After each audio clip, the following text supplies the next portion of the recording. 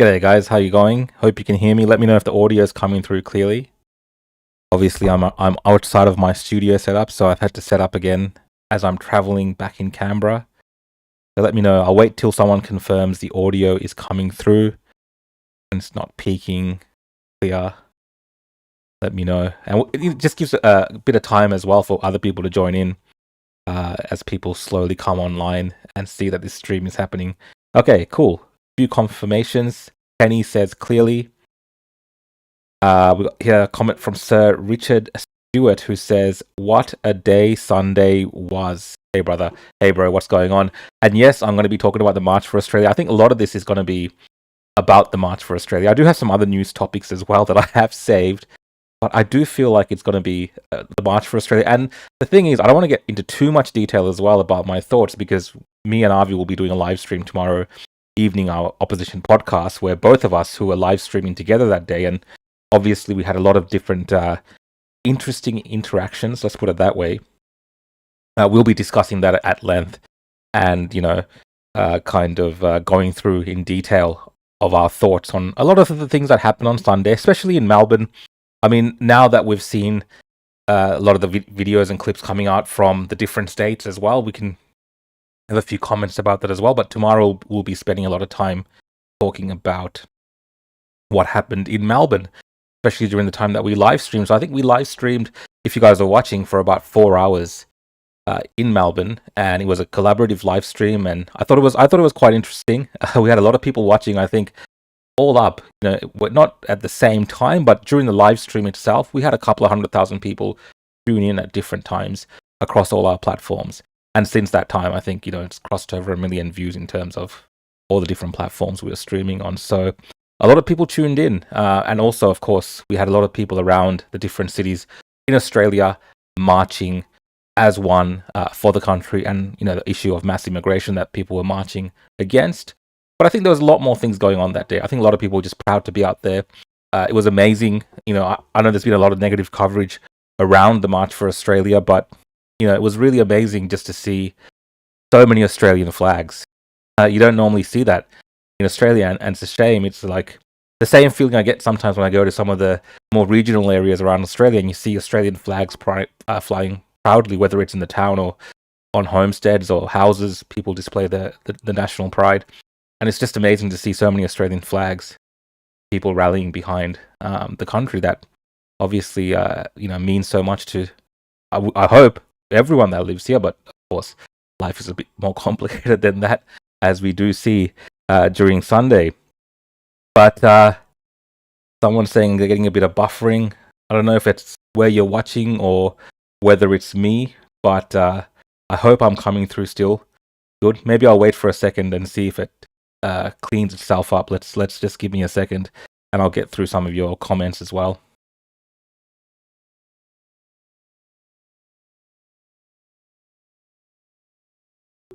Dan Max says, I was wondering if Rook would be on today. I was a little bit, I'll be completely honest with you guys. I was a little bit tired, and I thought, no one would mind if I took Monday off after Sunday.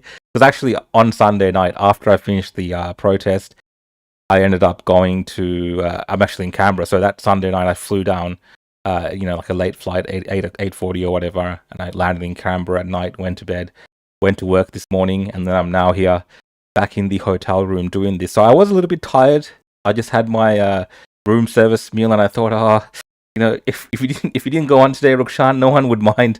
But it's become a bit of a habit, right? Like I see you guys on Monday nights and Wednesday nights by myself for Rukshan On X, and if you're tuning in for the first time, guys, it's just a very casual show. A lot of the times you'll see the comments coming through, and I'll interact with your comments. And I'm pretty liberal in terms of comments. I always mention this, but my trolls are kind of welcome to criticize me as well. I don't mind. Obviously, derogatory comments or things of a violent nature might get you, or I think definitely will get you, in most instances, removed or censored, because community guidelines on a lot of the platforms I stream on are against those things. So look, take part in that. Criticize me if you want to. Support me if you want to.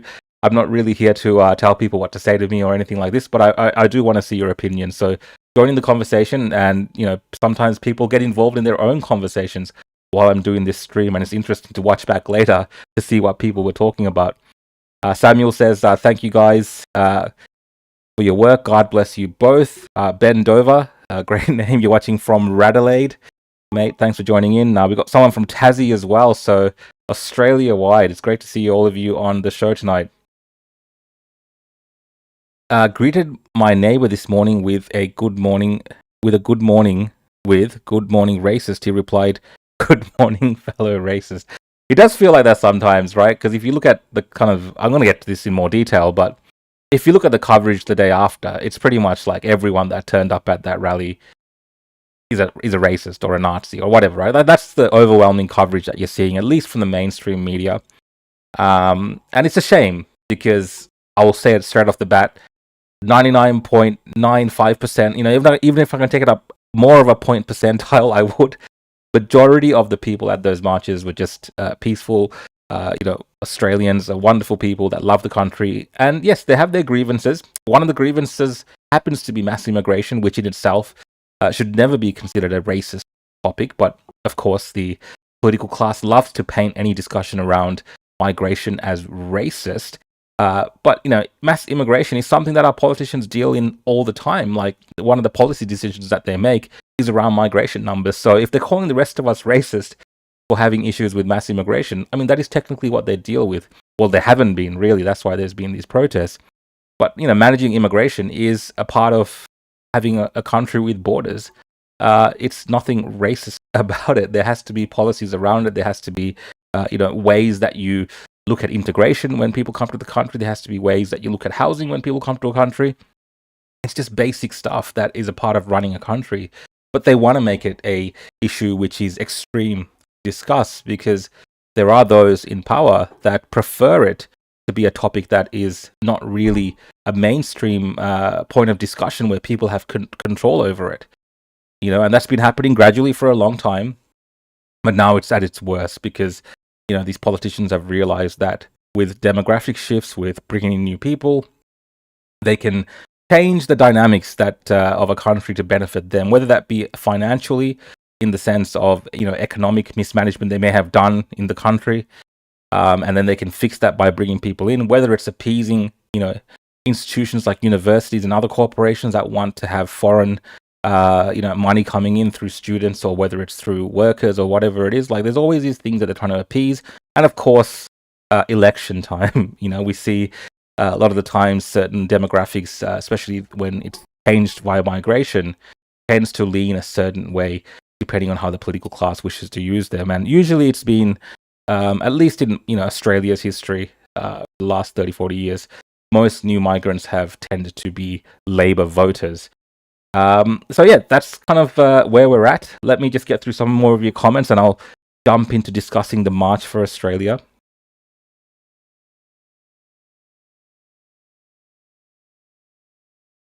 Monica says, Sunday's march was awesome. I even made Arvy's live stream.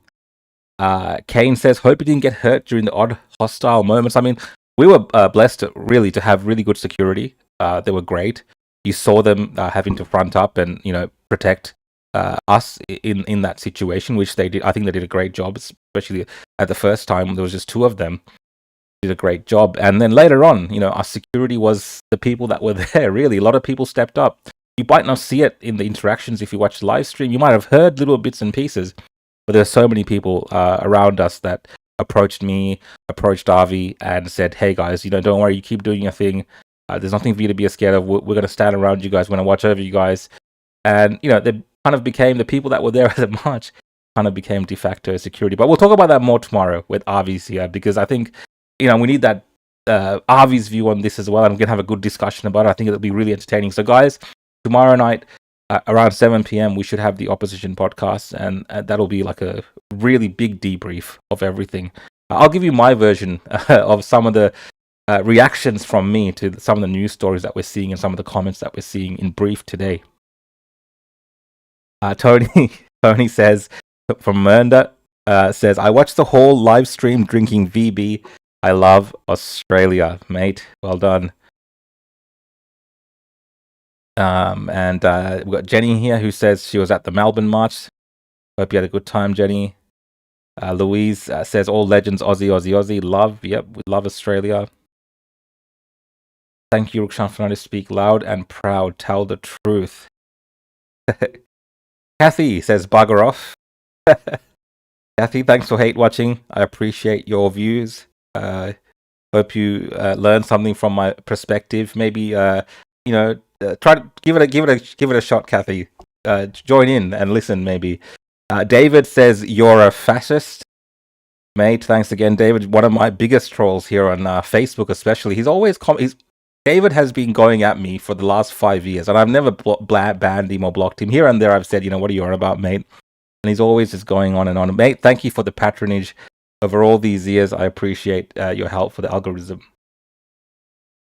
Max says, I'm sorry for what you, Rukshan, and Avi experienced yesterday in Melbourne. Look, I think overwhelmingly, Melbourne was actually amazing thing. I know in the live stream, it feels like we're calling people out and we're like, oh, these people are doing this.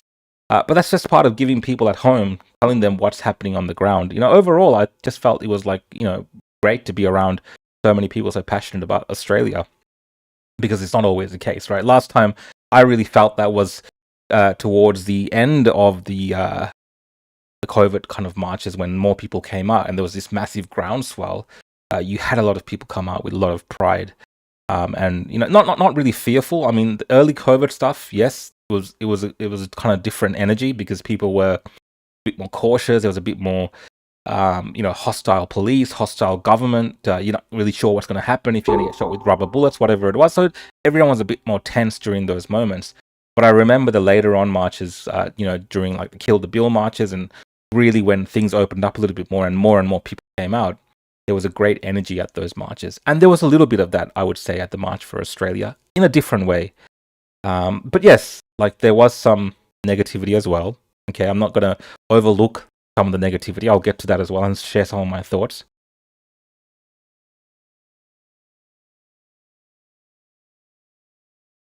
Lots of comments coming through, guys, and there are some super chats already.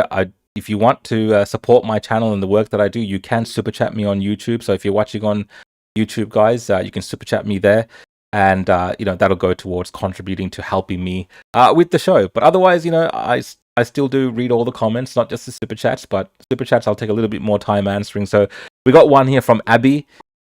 Abby says, you're such a bloody legend, Rukshan. You, Avi, and the team were amazing yesterday. I have so much respect for you and thank you for the work you do. Abby, it was a pleasure to meet you in person, actually.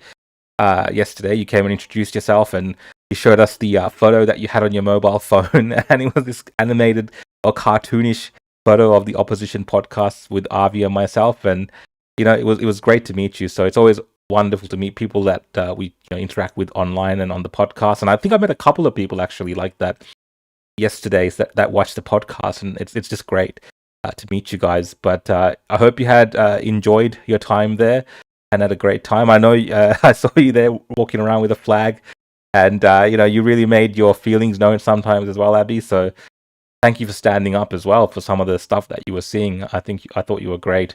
Thank you again for the super chat, Abby. Catherine, thanks for watching again and joining in on another show. You have to coordinate with Topher Field. Yeah, me and Topher have to do something again. We have to do something again. And I know that Topher's show is still going on, right? I know that it starts at 7:30. I don't know if they're still going. And I'm like, I prefer to do it at 7:30 this show as well, but I waited till at least 9 o'clock. And I'm not trying to cut into their show, but I thought, if I start at around 9:30, 10 o'clock, it's probably a bit too late to start a live show. So that is why I've started at the time I did. But I'm sorry if I'm cutting into Topher and Carly's show. I know last week we cut into their show on I think Wednesday night as well. Sorry, guys. We got Cruel Intentions for a super chat. Thanks, mate. Dude, Carly is cranky at you. Is Carly cranky? Oh my god. Last thing I want is Carly to be cranky.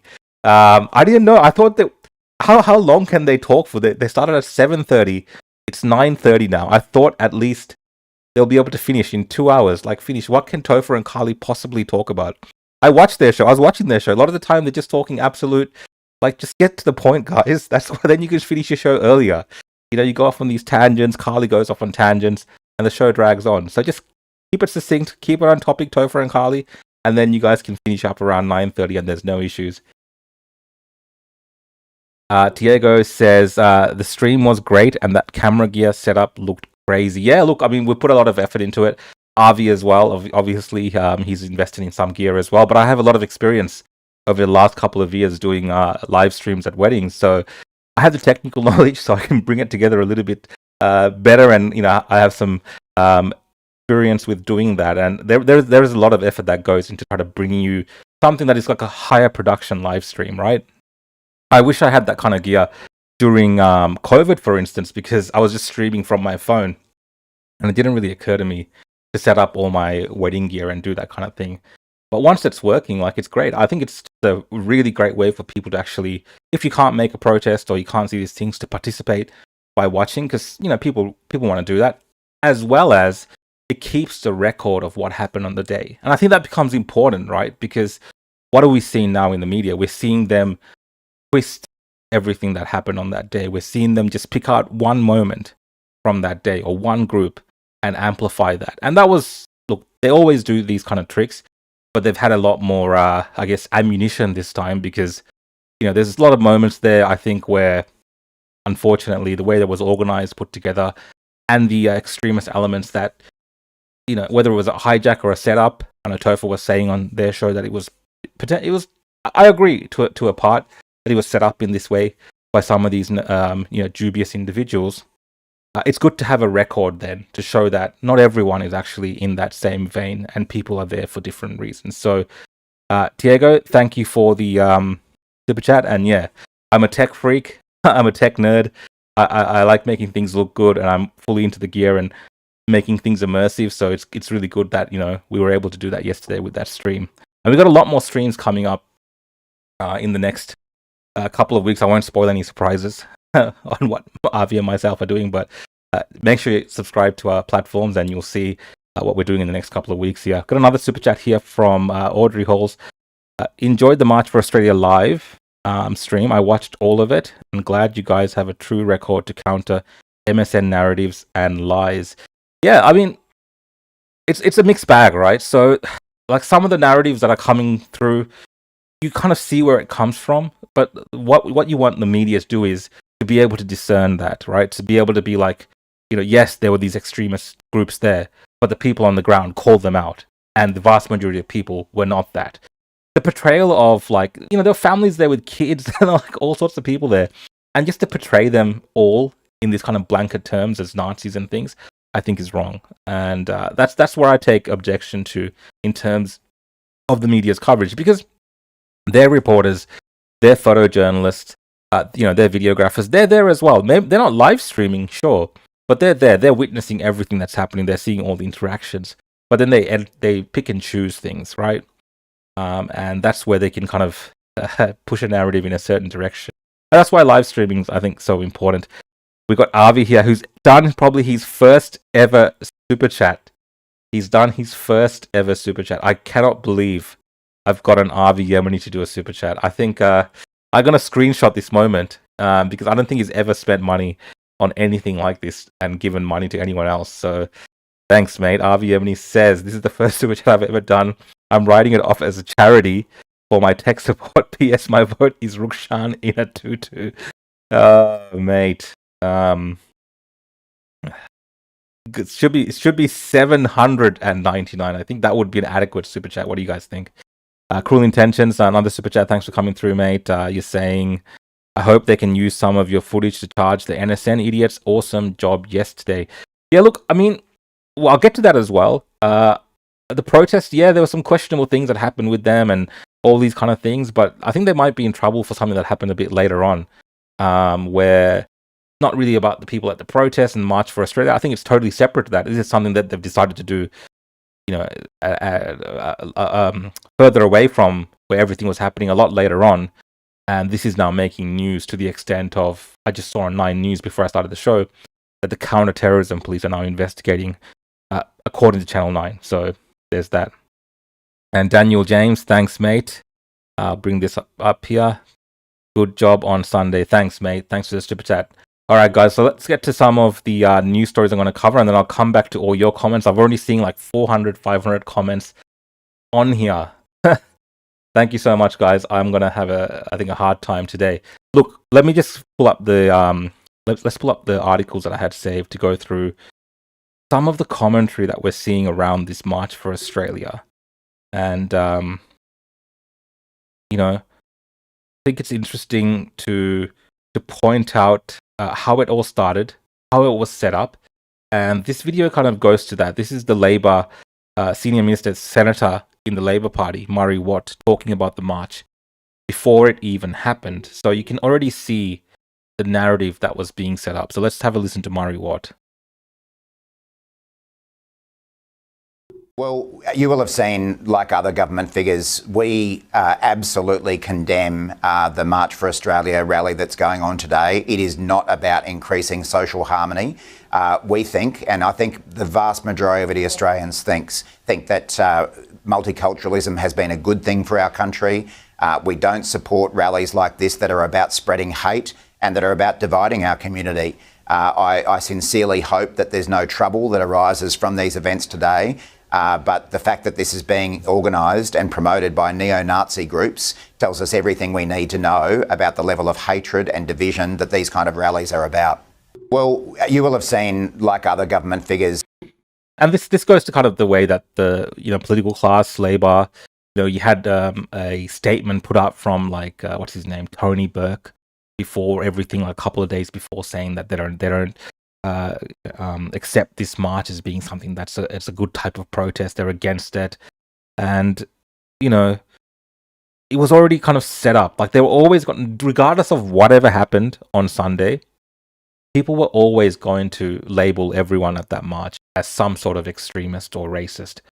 Not in the way that it's being done right now, but the way that they always do it. They do this to the right all the time. They do this to conservative movements all the time.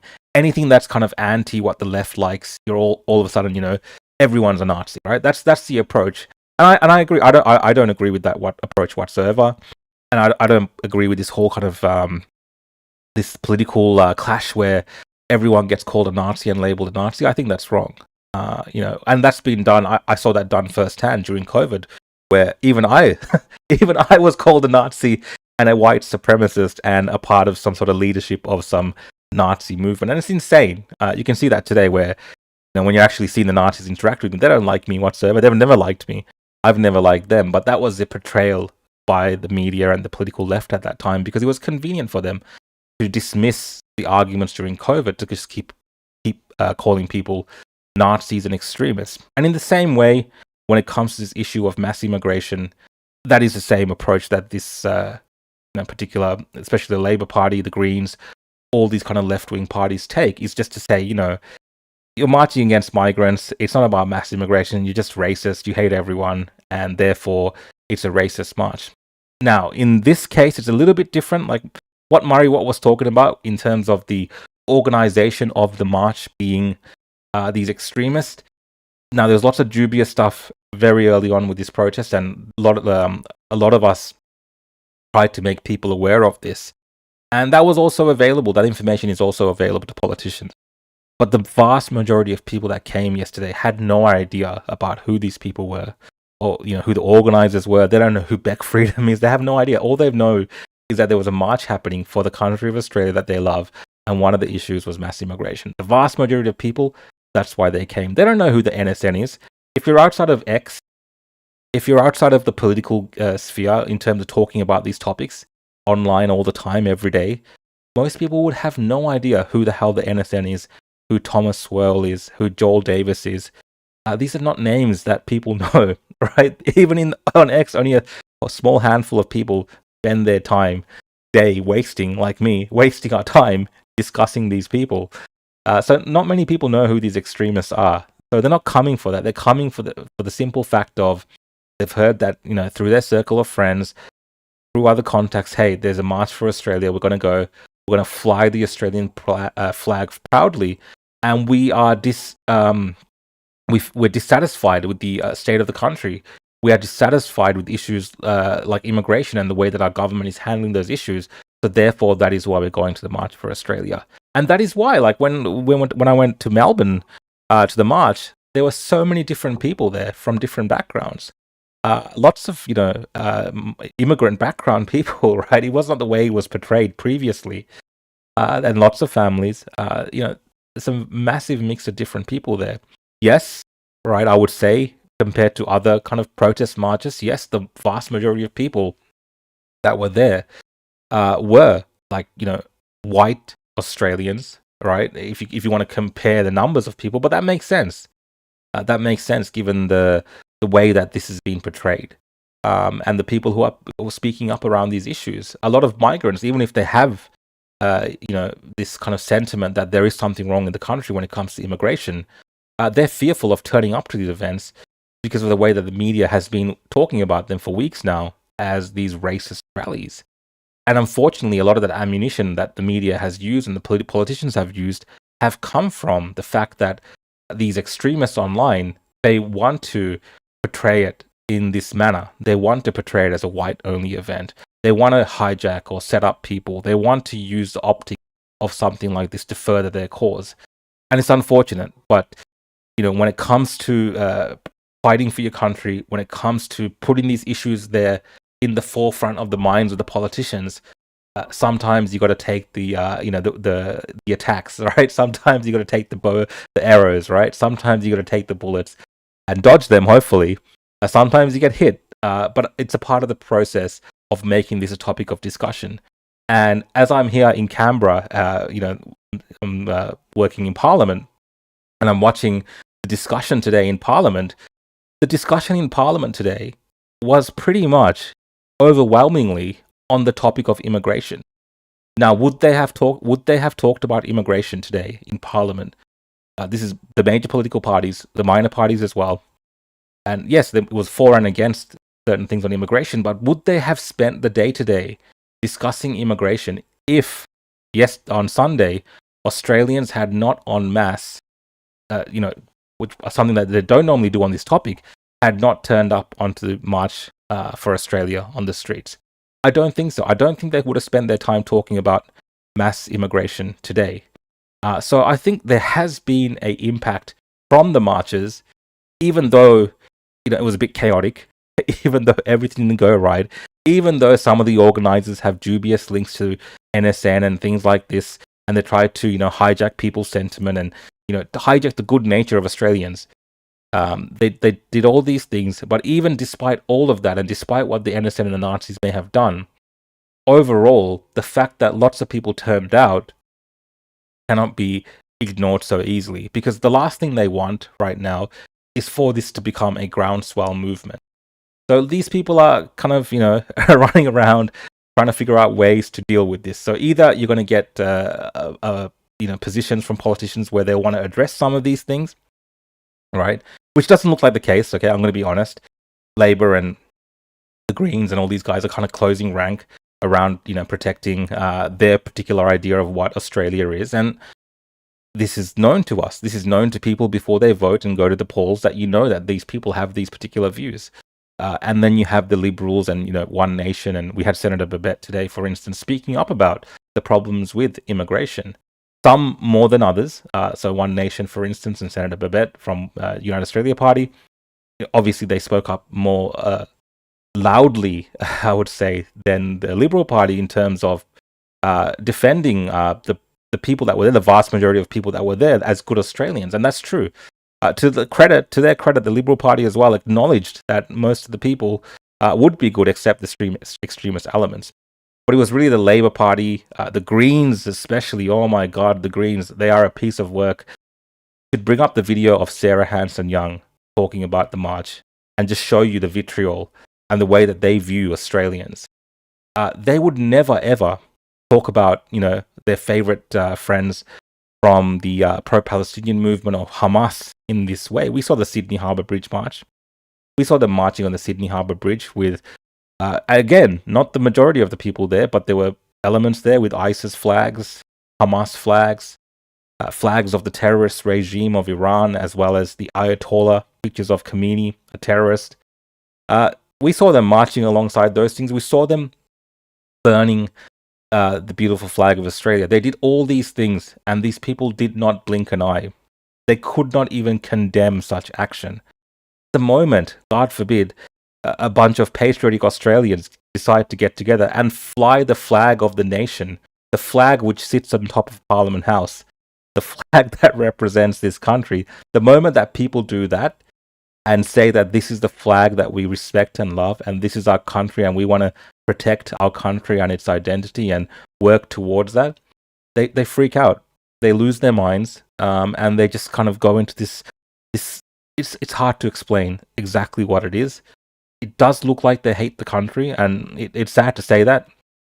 Even from the Labor side, it feels like they don't really know what Australia means. They don't really want to identify Australia as a singular thing. They have lots of different ideas of what Australia is.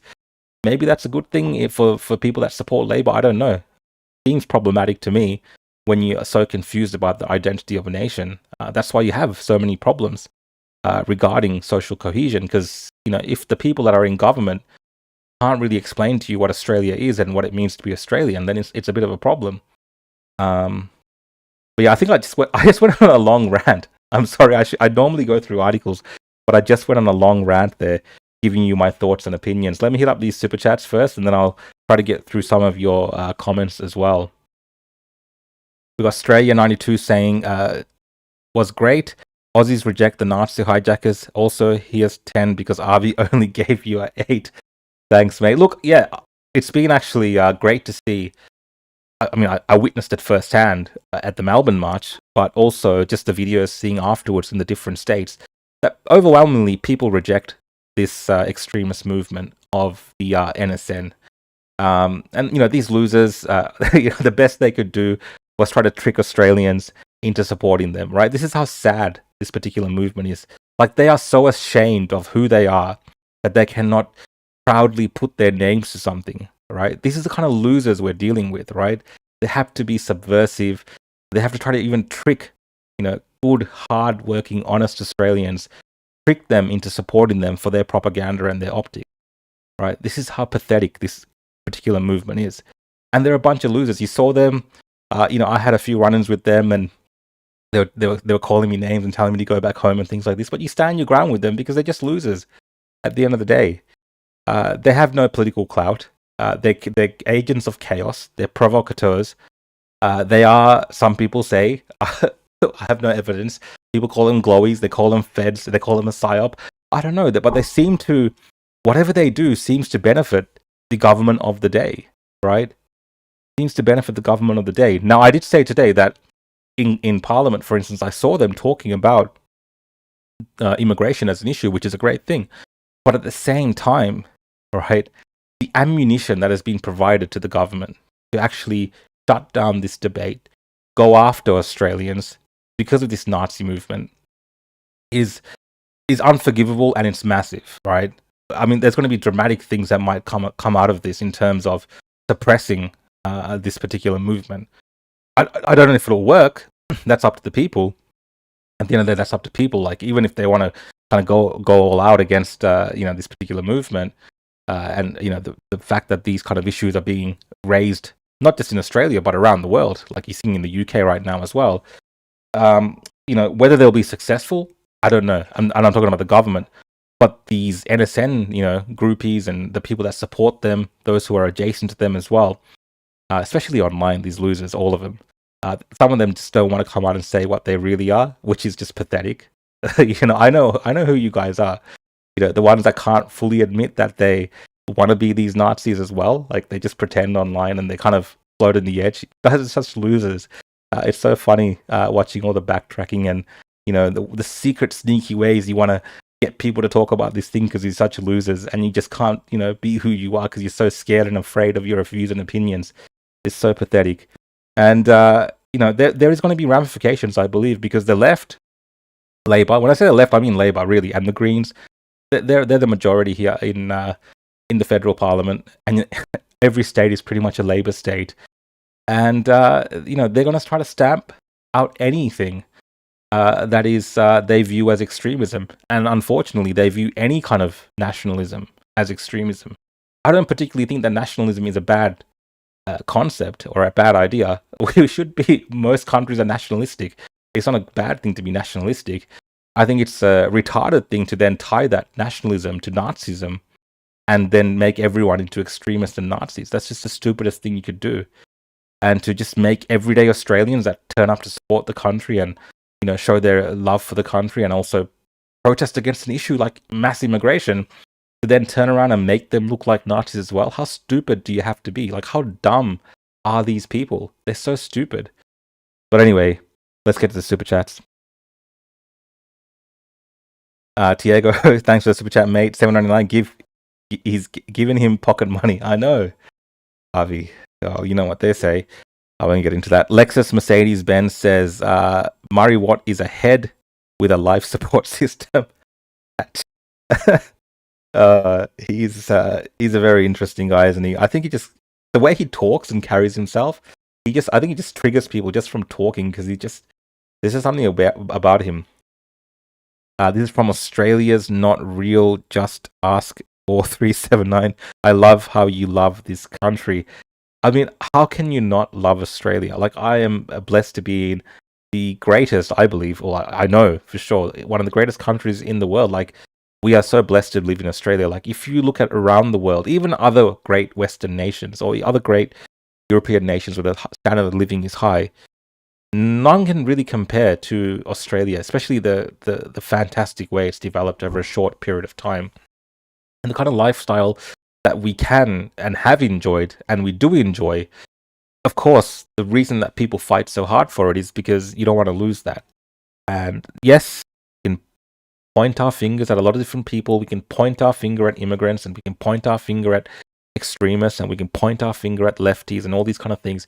But at the end of the day, the real fingers should be pointed at people in positions of power and leadership, because they're the ones that have been running this country for a long time. And a lot of them do it purposely. Even the ones that are not doing it purposely, they're just, they're cowards. They don't really want to take the hard decisions because they have a comfortable job.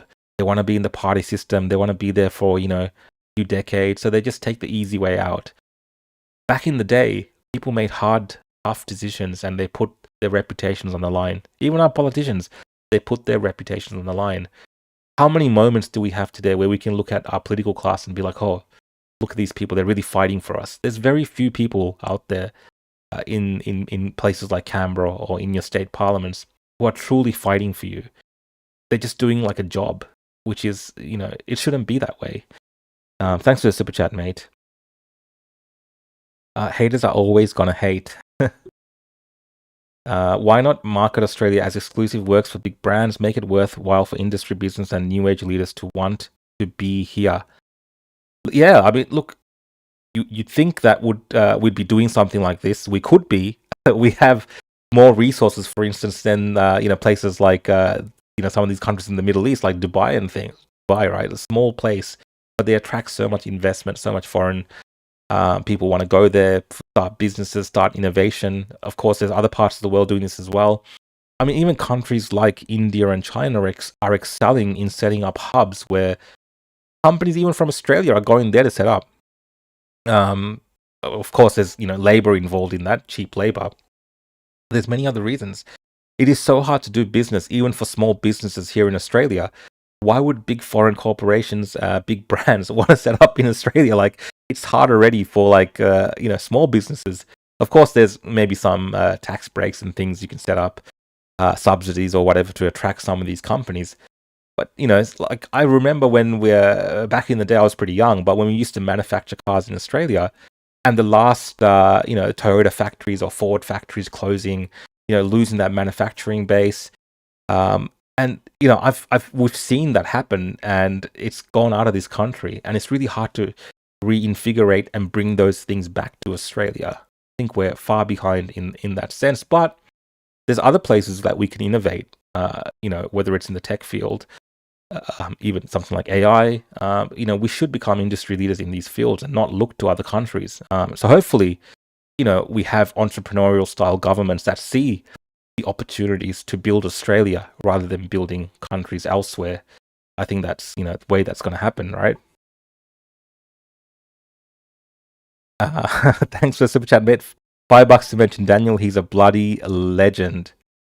Yeah, Daniel was a legend that day. I mean, I don't know if I want to play that video today. We'll probably play it tomorrow. But you saw all those guys coming at him, and he stood his ground. He's actually a great security guard. If you meet him in real life, he's actually, it's not what he looks like. If you know Daniel, like he's a worldly bloke. Like he does a lot of different things.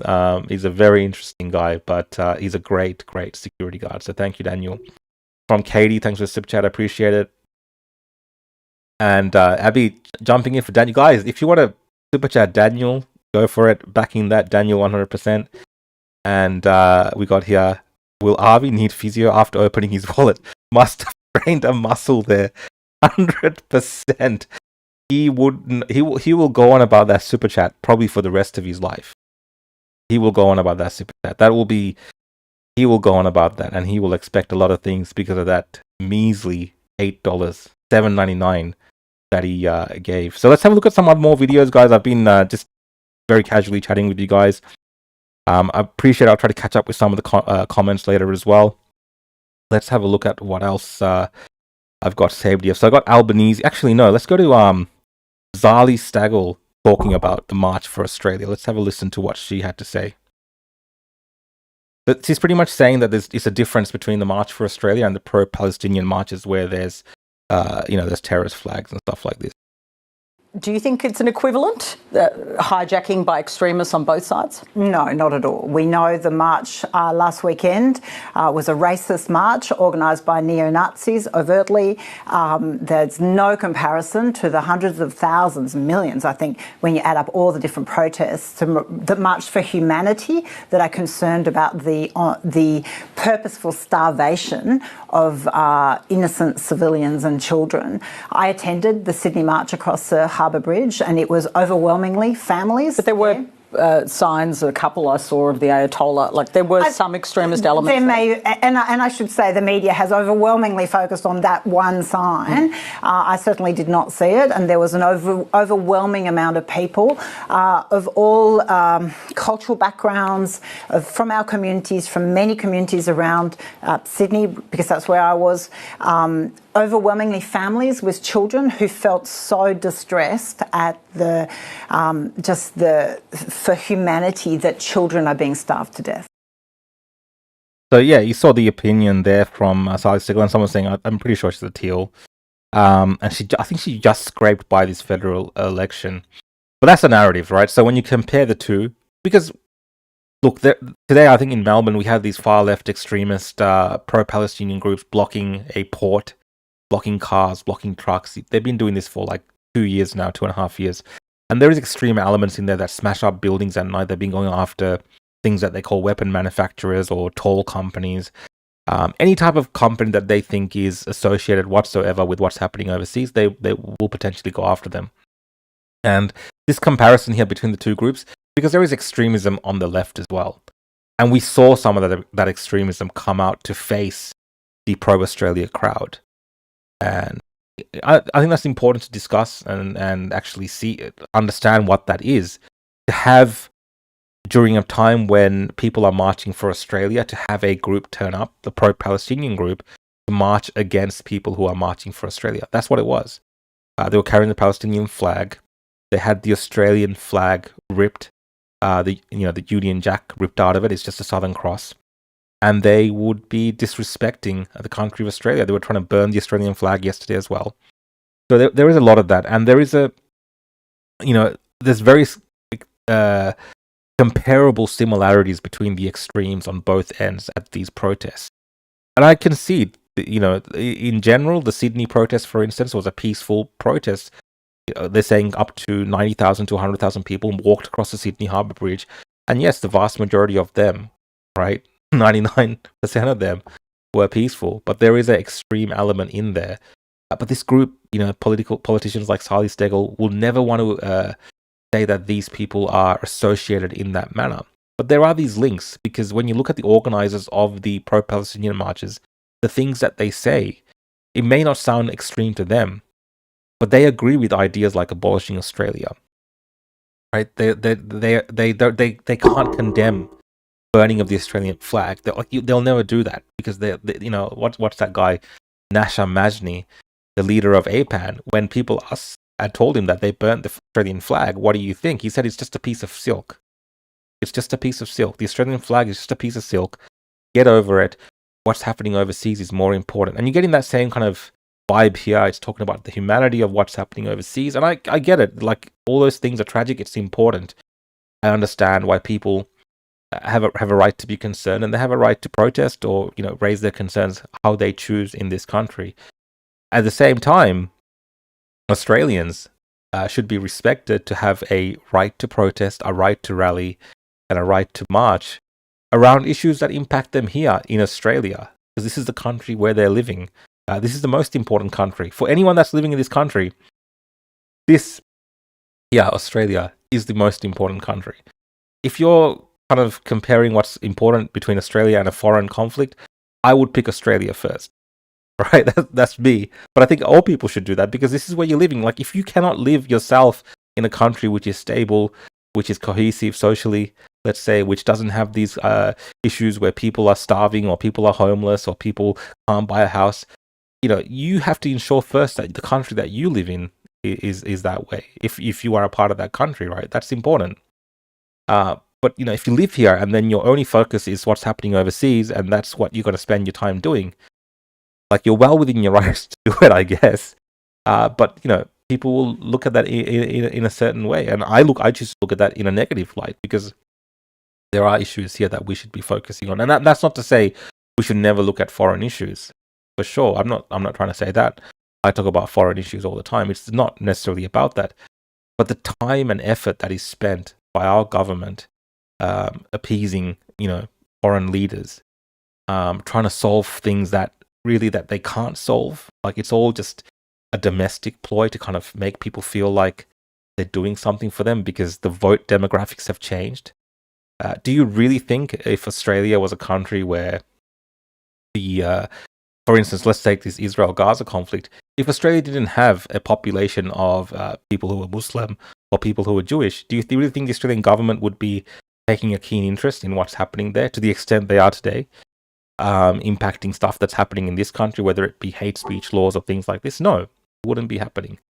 So all these considerations have to come into it when you live in a country like Australia, where you do have all these different competing interests. That still your primary interest should be the country itself, because if Australia is not stable, if Australia is not successful, if this country is not safe, then how can anything else matter to that extent? I don't think it can. Let's keep going. Let's see what else people are saying. I'll see if there's any more super chats. Thanks again, guys, for joining in. I got a couple of I don't think I can catch up on the normal comments. There's like 1,200 comments already. Thank you so much, guys. But let's have a look what people are saying. Got one here from Nissa Rodrigo. Hey Nissa, thanks for watching. She says, if freedom of speech is important, but giving freedom of speech to influence radical racism and offensive topics is not good. Look, freedom of speech is a pretty complicated topic. So what you might consider extreme or what you might consider offensive is not something that everyone else will consider offensive or radical or extreme. I think, certain, as long as you're not breaking the law, unfortunately, we should be tolerating all types of discussions. And, it comes with benefits and it comes with negatives as well. You see that on online platforms, even a platform like X, where it's really a lot more, open dialogue in terms of all types of views. And there is a clash of ideas, and there's a battle between different groups around these ideas. Now, on the online space, it's a lot safer, obviously, because people can just argue and debate. And yeah, sometimes certain prevailing narratives win out based on what is kind of the way that a certain topic or discussion is moving. In the real world, there's consequences, as we see that things can turn violent. People can end up breaking laws. People can end up getting hurt. And that's where we maybe have to draw some lines in terms of what responsibilities we have as citizens, where we would respect other people's opinions, but not to the extent of becoming violent. So if you want I think it's perfectly reasonable for Australians to march against mass immigration. I think it's a perfectly reasonable position. I don't think there's anything racist or wrong with that position whatsoever. In fact, every Australian, including people with migrant heritage, should be aware of policies around immigration, because at the end of the day, it impacts everyone. Just because you are a migrant in Australia, don't make the mistake of thinking that immigration policies do not impact you. It impacts you in every single way. It impacts you, in terms of your access to housing. It impacts you in terms of crime. Certain crime waves we're having in Victoria right now involving certain, demographics. Certain demographics, which we can racially say that this particular group that is overwhelmingly represented. Well, that's a part of a problem caused by some aspects of immigration and not having assimilation. So it impacts everyone, and it should be a topic of discussion for all Australians. So this attempt to make the topic of immigration or mass immigration a racist topic is problematic. Even I get the argument that these extremists have hijacked it, and that's something that I obviously fight against all the time online, that I don't, particularly take to the views of these extremists and their ideas that have to be pushed back. But, if people can't talk about these things, then you can't push back against it. If you can't hear these ideas, you can't push back against it. So it has to be managed in a delicate way. And I think it's more important to maintain, this kind of, even this idealized version of free speech, and try our best to maintain that, rather than going down the path of, hate speech. Everything's like, you're vilifying people. If you talk about anything, any characteristic, you're vilifying people. I think it's a shame, because, it's making countries like Australia more soft and less resilient, and more open to manipulation by the government when it comes to certain policies, where controlling language becomes a key component of their power. That's why you see, all these kind of obsession that they have with censorship, online censorship, controlling the message online. That's why, in the UK right now, you have these speech laws, and they're trying to ban VPNs and things like this, because, access to information. I'm gonna have a drink. Access to online discussions, access to forums online where people can criticize government and criticize certain things which are wrong in their society, is now all of a sudden a problem. So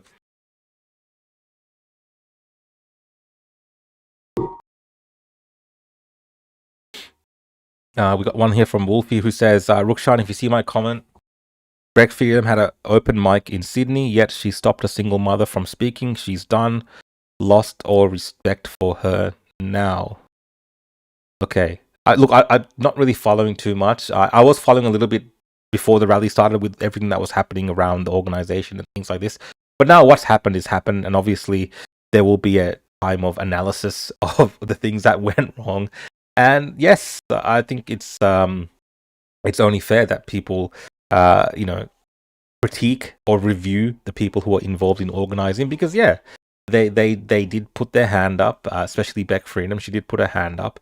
She went on, national media and said certain things around what people can expect, and then, then certain things happened on the days. I wasn't in Sydney, so I didn't really know, but I did hear about this whole open mic concept, and apparently, when the open mic was there, that's when the the Nazis or the NSN had their prepared speeches all ready to go for the open mic. I mean, maybe the Nazis are just very studious, and they always carry around speeches which they've prepared and written, ready to go just in case there's an open mic. Maybe that's what happened. I don't know. Of course, they'll probably be discussing this march and what happened in Sydney on Spaces. And Beck Freedom and this group tend to just let the cat out of the bag, because when they speak, they can't help themselves. Actually, they're very honest, usually, with the things that they say, and very transparent. That's kind of how they've been undone a few times when they've been discussing, violence and things like this. Apparently, it's all out of context, but those spaces have been recorded, and I'm sure many people will bring those things up now when you see the things that have come out since. So let's keep going with the videos, guys. I'll go to the next video that I've got saved here, and we'll keep discussing this particular topic. So this is Anthony Albanese on the issue of migration. Let's have a listen to Anthony Albanese. migrants coming, enriching our nation through their contribution to Australia. Do you think there's growing resentment towards migration, and does it worry you? I think that there has always been elements. I ran for President of Sydney in the SRC against someone called James Salim, a leader of National Action, on anti-Asians being kept out. It's always been with us, but is it rising again? And does that worry you? Well, what we need to do is to be vigilant about it. What has occurred now is that it's much easier to organise through social media, through platforms, and easier as well for people to have their views reinforced, often of which are based upon things which aren't just fact, like our net overseas migration is falling. It fell substantially in 2024. Of course, there were going to be an increased number after the lockdown of our entire continent that occurred during COVID. So is your message to these people, we're getting the numbers down? Well, we are getting the numbers down, but migration also is important, and multiculturalism is a part of who we are as a modern nation. And I just say to people and I have no doubt that there would have been good people who went along, heard about a rally, concerned, I've seen have them views. talk about long housing queues for rentals. Course. They're concerned about their access to housing. Of course. But you should have a look at who you're with on Sunday, I think, and the motivation that they have, which isn't actually about housing or our economy or anything else. That's just a short snippet of Albanese. He's had a lot to say about this on different various platforms, and you might have seen different comments that attributed to him. I just picked that one randomly.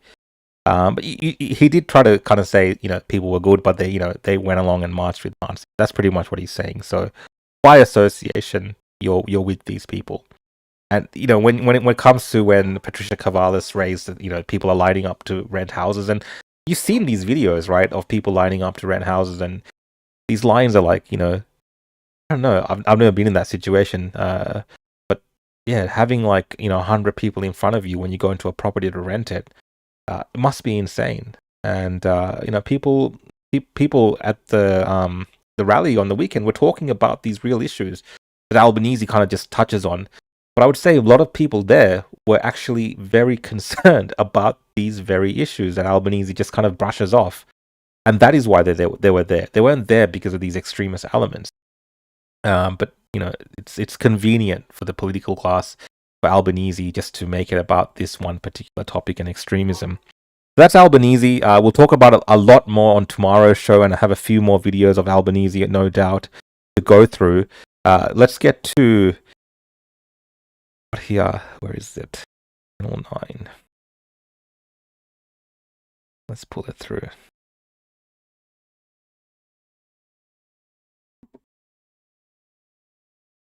So this was, I think, looking at the extremists that were there, the NSN. I think this is where they've. They're stuffed up everything else in terms of making everyone look like a Nazi. That's really. If you want to blame anyone for people being called Nazis, it's these idiots here from the National Socialist Network, Thomas Sewell and his motley crew of idiots. But this one here, where they've attacked this Aboriginal, sovereignty encampment or whatever you want to call it. And people might have various views of this. We have Tent City here in Canberra, and there's a place like that in Melbourne as well. I don't know the context of what happened before and after, and there are people saying that these left-wing agitators, which there are many left-wing agitators, they resort to violence as well. Apparently, they've been in the area targeting Australians. They've been apparently waiting around that hill and targeting. This is a story that's online from the NSN or the Noticer, that they've been waiting there, attacking little groups of people, and they've been spray painting cars. And I've seen a few photos of cars that have been tagged Nazi. Exactly what context, and if that's an accurate portrayal, I don't know, but this is what they're saying, and that is why allegedly the Nazis went there to teach these guys a lesson. Right, or something like this. There's some reason they're trying to give some sort of justification for their attack on this group that are near this Aboriginal camp in the city of Melbourne. Okay, so let's watch the 9 News report, and I'll give you some of my thoughts. And I think this is actually the worst thing in terms of the optics of everything, because they're trying to tie this into everything, like the March for Australia. Like, if you hear, I heard, because I was listening to Parliament House, the speakers at Parliament House today, some of them would always tie the actions of these guys against this Aboriginal camp to the March for Australia and just racism in general, and then everyone's a racist. So let's have a listen to what they did at the camp. Indigenous leaders have condemned neo-Nazi thugs who stormed their camp, assaulting women and hurling abuse following Melbourne's March for Australia. As Mark Santomartino explains, police are investigating it as a racially fuelled act of terrorism. Expelled from the CBD, neo-Nazis charged toward Camp Sovereignty. Jesus. In a swarm of black, they snatched flags, damaged property, and ganged up to assault young Indigenous women. All of them rallying behind a self-proclaimed white nationalist. Look at him, how proud he is. Look at him. I was there screaming on the megaphone, "Get off her, get off her." They stormed us. It was a war front. Thomas Sewell is a notorious neo-Nazi who hours earlier was gifted the stage on the steps of State Parliament, addressing, then leading a crowd of thousands in a so-called March for Australia, protesting immigration before attacking our First Nations people. Australians and racist, huh? What the is this? This is our reality. That's an act of terrorism that happened here yesterday. Those people were terrified. It just goes to show the level of ignorance that we're dealing with. Our Aboriginal people have been here for 65,000 years. During the march, police tried but failed to stop the violence. Flags burned and those trying to intervene were mobbed.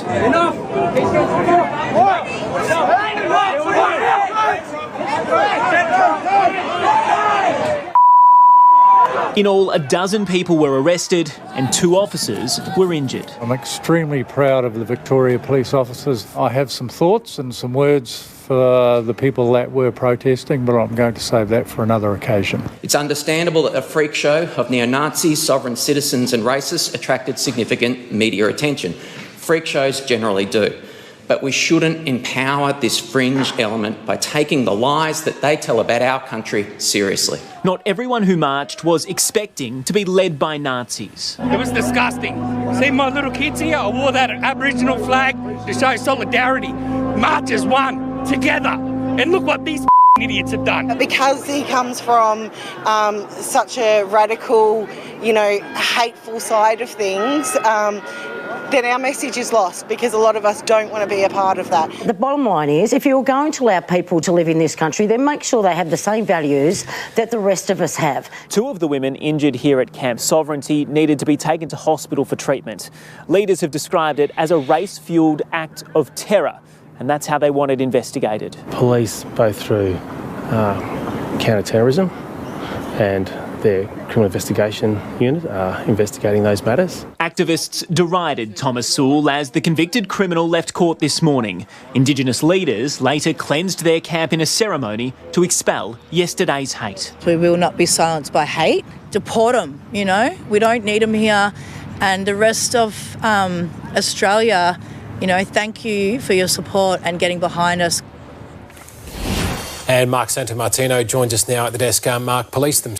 Anyway, so I'll go back to the back of that. And look, the far left are as unhinged and extremist and terroristic in their ways as these far right extremists like the NSN. I mean, they're both the same. The Antifa types.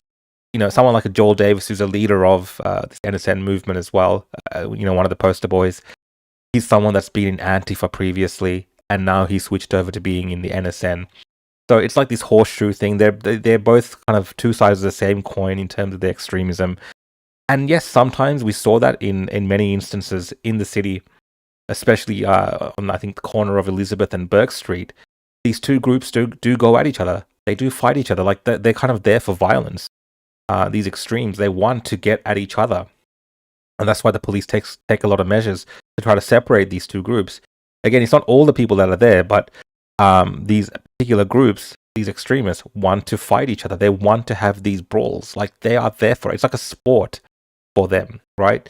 For the NSN to see that camp, whatever little interaction may have happened, maybe they were spray painting a car. Some people are saying they were doing these things. Again, that context can sometimes get lost in everything, especially when something like this happens, and the government then decides that this is an issue that needs to be prosecuted. So these guys, I think, they might be in for a world of pain, because the way that this is being discussed at a higher level as well, in terms of politically, and the pressure that's on government to act on this now, in a way, means that they're going to be hyper focused on trying to get these guys for something like what are they saying here, counterterrorism police, and they want to treat it as a hate crime and an act of terrorism. And regardless of whatever context that people are giving now about cars and what was happening around the area, just the stupidity of these men, these grown men, getting caught up in this moment of taking this into their own hands, let's say, and then ambushing this camp, which it looks like it was what they did, beating up people, sending some woman to critical care in a hospital, stomping on people's heads. You see in these videos the way that they were kicking people. Optically, governments will react to this type of violence. Worse than the violence that they might see during a protest, because this is even outside of the protest area. They've gotten into a fight with these guys, and like that last scene that you saw. Optically, it's bad for the movement, because here is Thomas Sewell talking on the steps of Parliament House before this violence to everyone that was at the march as a speaker on the stage, with his little Hitler moustache or whatever he's trying to do. So this is a guy, he's there, he's doing this, and then he leads his band of merry idiots and fights a group of Aboriginal people at their camp and tries to trash the thing. Even in this image, the front of this march is being led by these same idiots. And then after all of this, they will go and do this. I just paused it there. Now you might be like, oh, so someone provoked them, the left got in their ear, or they're trying to take revenge or whatever it is. But again, the portrayal, the optics of all of this is going to be used in a way that's negative for everyone. But in this instance, I think the police are going to go really hard against this particular group. And there's not going to be many people defending them, because I don't think they have many friends left, especially after Sunday. Even people who were supporting them, on the fence online, some of them have switched as well, because they've realized that, these people are not popular with the vast majority of Australians. Australians are not these violent thugs, right? Australians do not run and attack people in hordes, today. They don't do that. And these people want to portray themselves like these thugs here, beating on some guy, like, drunken fools at a bar or something. Like, this is not how people want to portray themselves or be associated with that. So it's just insane. I don't know. Someone's asking who is paying them. I see that a lot. Yeah, it does feel like this just gives the government, gives the police, gives all these talking heads we're watching on the screen right now the perfect thing to talk about. And even me, I'm talking about them as well, but it's a topic of discussion because, I'm just talking about them being stupid and how much damage that they've done and are doing and continue to do. This particular video, I've seen the whole thing online. They're yelling at this father. The father's talking to these Nazis and saying, I'm here with my kids. We don't want your extremism here. And the Nazis are yelling at the dad, like, telling him he's a traitor or something like this. Like, these guys are cooked. Anyway, let's check the super chats and some of your comments.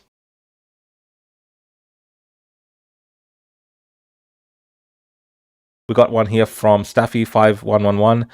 If Albo was a farmer, he'd let me just play this video. Let's go to the full screen.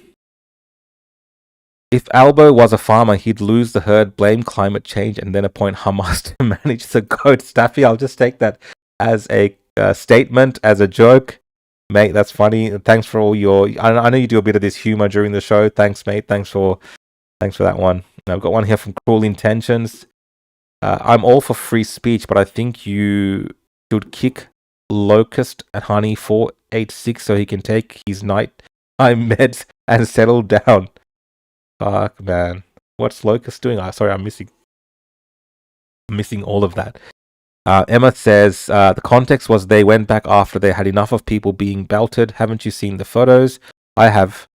I don't condone violence, but they had enough of it. I doubt they damaged their own cars for fun. Yes, I get it, Emma. I understand that these left-wing lunatics are extreme as well, and they do stupid things as well. But sometimes you have to stop and think. Violence is not the answer. If this group are portraying themselves as an alternative to Australians, as they want to portray themselves as a serious political movement as well, like these are part of their ideas. And if their first step is to turn to this type of violence and then say that this is who we are and this is what we are, again, the context that you're giving there, unfortunately, it might be overlooked in this instance. And sometimes life is not fair. And in this instance, when any ordinary person looks at that, no one wants to be associated with that. And unfortunately, unless we have more evidence, videos of what happened, and this stuff is adjudicated, then no one's going to take their word for it as well. They've already kind of duped people and tricked people at these rallies. They are not a trustworthy group in terms of the things that they say and the things that they do. So I understand what you're saying, Emma, but it's really hard to say exactly what happened. The context of that. I'm just going by the allegations which have been made and the things which the police are investigating, because that's all.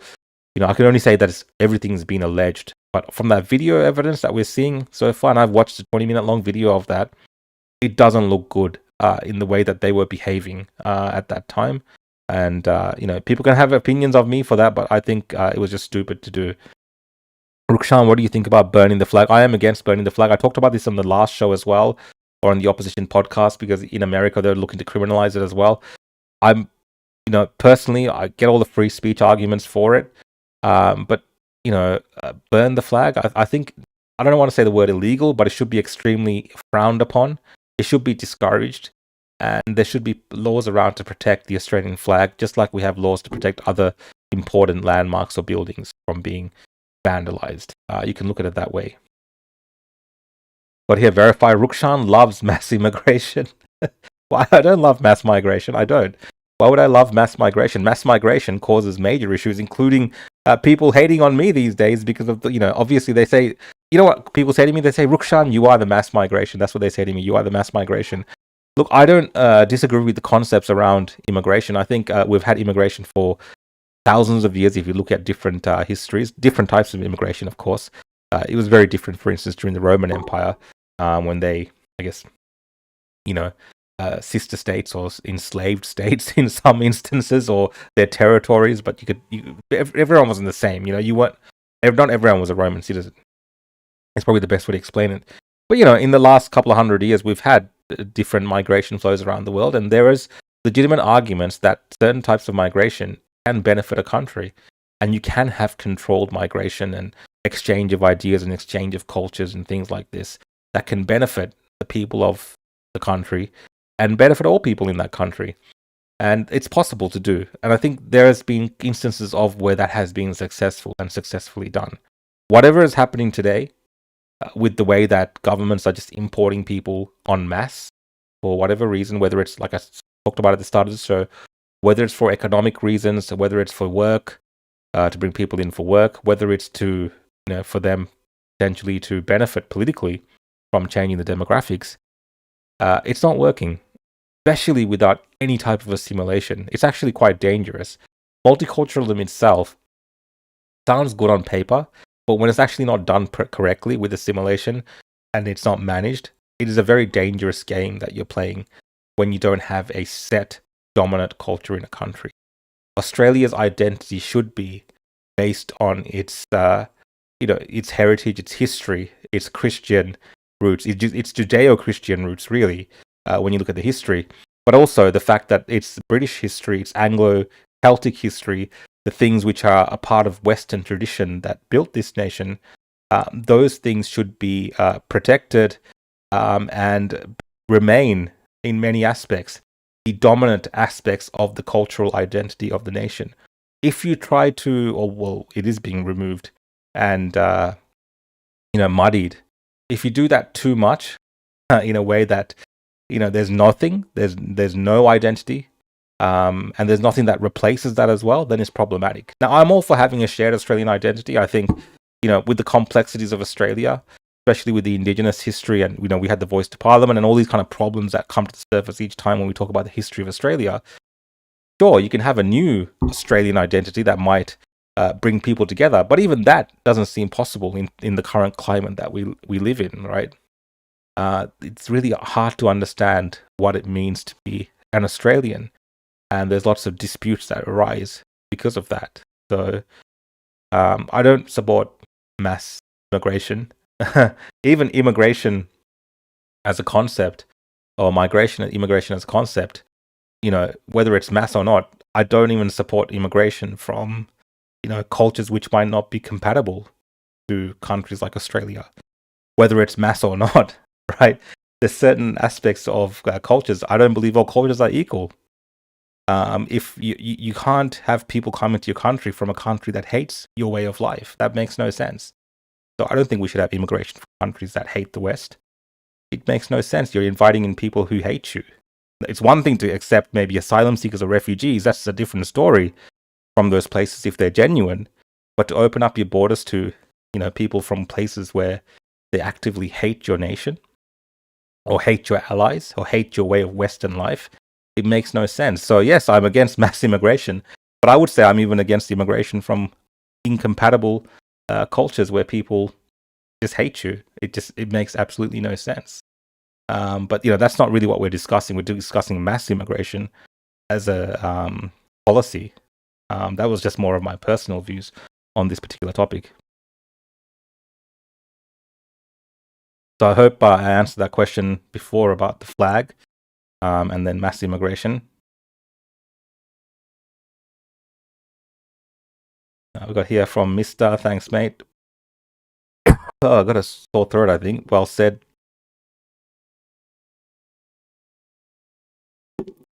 Oh, okay, we got one here from Smiley. I love mixed cultures. It's beautiful. Look, I don't mind multiculturalism, like food.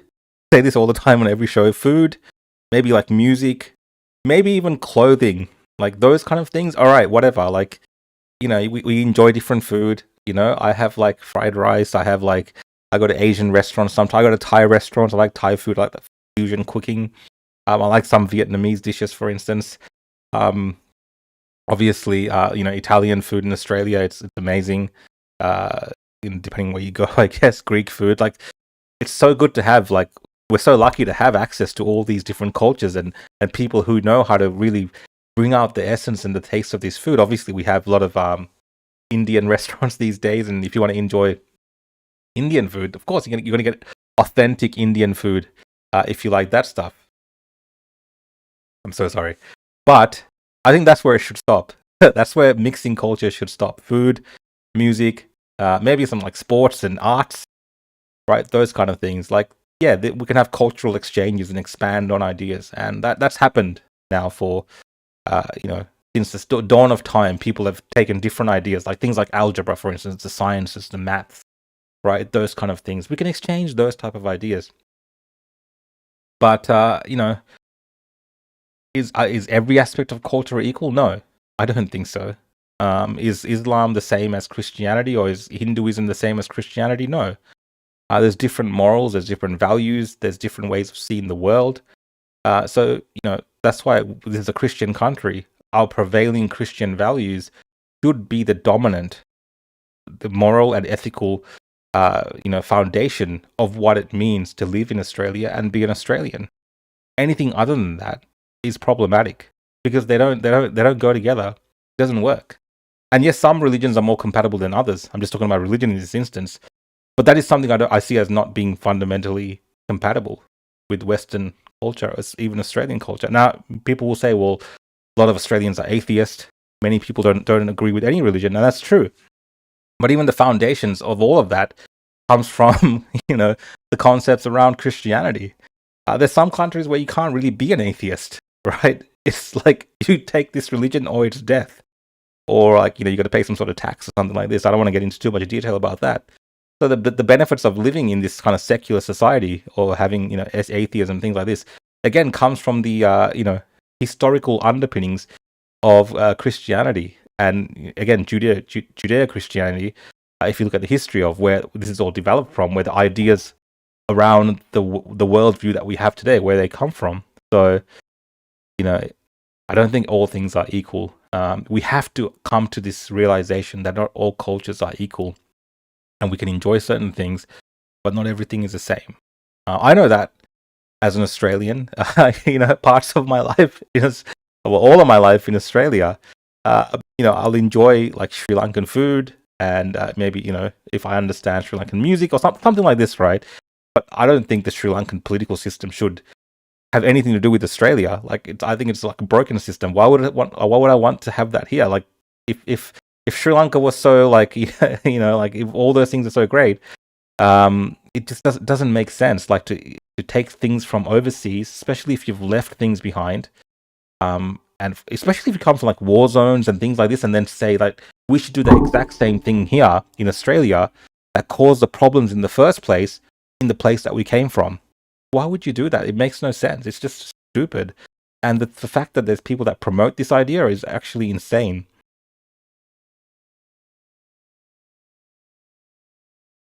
Let's get to some more of your comments, guys. Thanks for all the comments. I'll see what else you guys are talking about.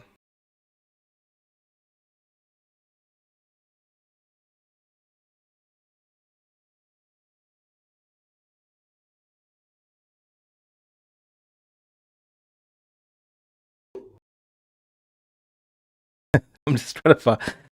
It's actually hard to keep up on what people are talking about after don't pay attention for a long time. So why identify as brown? Well, I am brown. Look at me. Like I mean, from what we know from colors, I am brown in the English language. Like my skin tone looks brown. I'm not identifying as brown. It is what it is. What it is. I can't change my appearance. Don't really identify it as it. Do you identify as white? You coconut? No, mate. I identify as being an Australian because I live here, and I don't need to have my or superimpose certain things which have nothing to do with being an Australian. It just makes no sense. Like, why would you want to do that? If you want to go, have whatever cultural thing you want to have, go back to that country and enjoy your life. Why try to push that onto everyone else here? How can you be so bland and boring? I don't know. Maybe I'm boring to you. Let me know if I'm entertaining, guys. I don't know if I've been entertaining. Anyway, let's keep going to the next story, guys. So, get carried away talking about race. Like every single episode I do, I end up talking about race. Unfortunately, because people always love to bring up race. It is what it is. Let's have a look at our good friend. I always tend to end up looking at videos of Abby Chatfield, so I apologize in advance, but we have to see how Abby Chatfield responded to the March for Australia.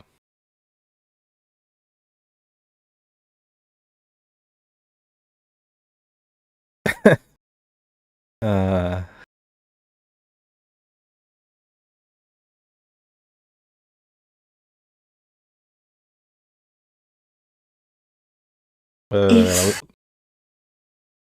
apologize in advance. The footage from this March for Australia rally is fucking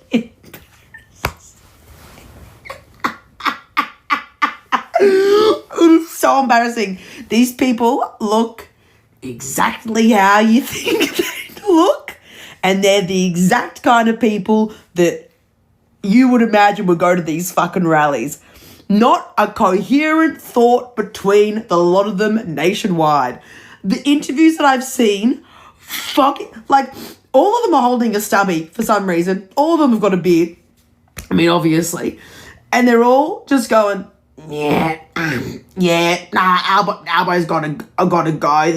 The government works the government works for us, actually. So, yeah, they don't even have demands. They don't have requests. They don't have a plan. They don't even know what the fuck they're there for. All they're fueled by is hate and racism. And they want to blame other people because they are such fucking losers.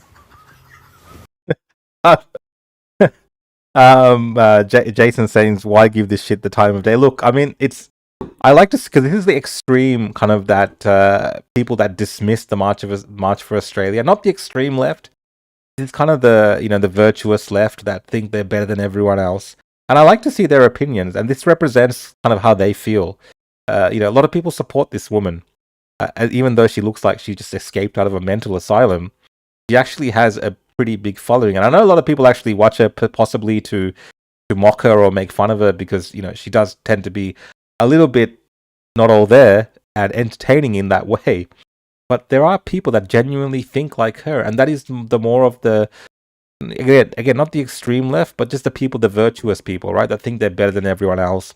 That think because they don't like Australia, they're better than you, right? Because they just welcome everyone. They don't look at all the realities of the world that they live in. Everything's an open borders people, right? Everyone, love everyone and all these kind of concepts, right? Again, I'm not saying it's wrong fundamentally to be like that, but they don't consider any other position of people as being valid. Now, I can accept that, people on the left have certain views and sometimes they're right in some instances, and sometimes it is the progressive left that moves certain topics forward. I appreciate that, but not all the time. But these people just hate everyone. Like, she already hates any Australian that went to that march. She has a stereotype of them. She's kind of presenting them as sort of these kind of bogans and things like this, which is not true, right? It's that's not how it was. But this is her representation to her audience, and it's interesting to see that. So that's why I'm playing it, and this doesn't go for that long. I think once I played like a 20-minute long Abby Chatfield video and went through that. This one is not that long. It's only a couple of minutes. So bear with us. We'll get through Abby. We'll make it through, and hopefully we come out the better for it. My God. Like, they are such losers. Like, when you actually see them in the flesh, they are, like, I have a strong feeling yet again that maybe the reason why your lives are shit has nothing to do with immigrants. I think it might be that you are incoherent, incompetent victims who have no skills, who have no ambition, who have no qualifications, no training. You can barely... She's pretty much describing any far left-wing march, any of these kind of Antifa idiots that roam around, a lot of the extremist left-wing political kind of movements that come from the university students, things like this. They're all mostly bums. A lot of them are on some type of welfare payment as well. Not that there's anything wrong with that, but I'm just saying they spend their life at these protests.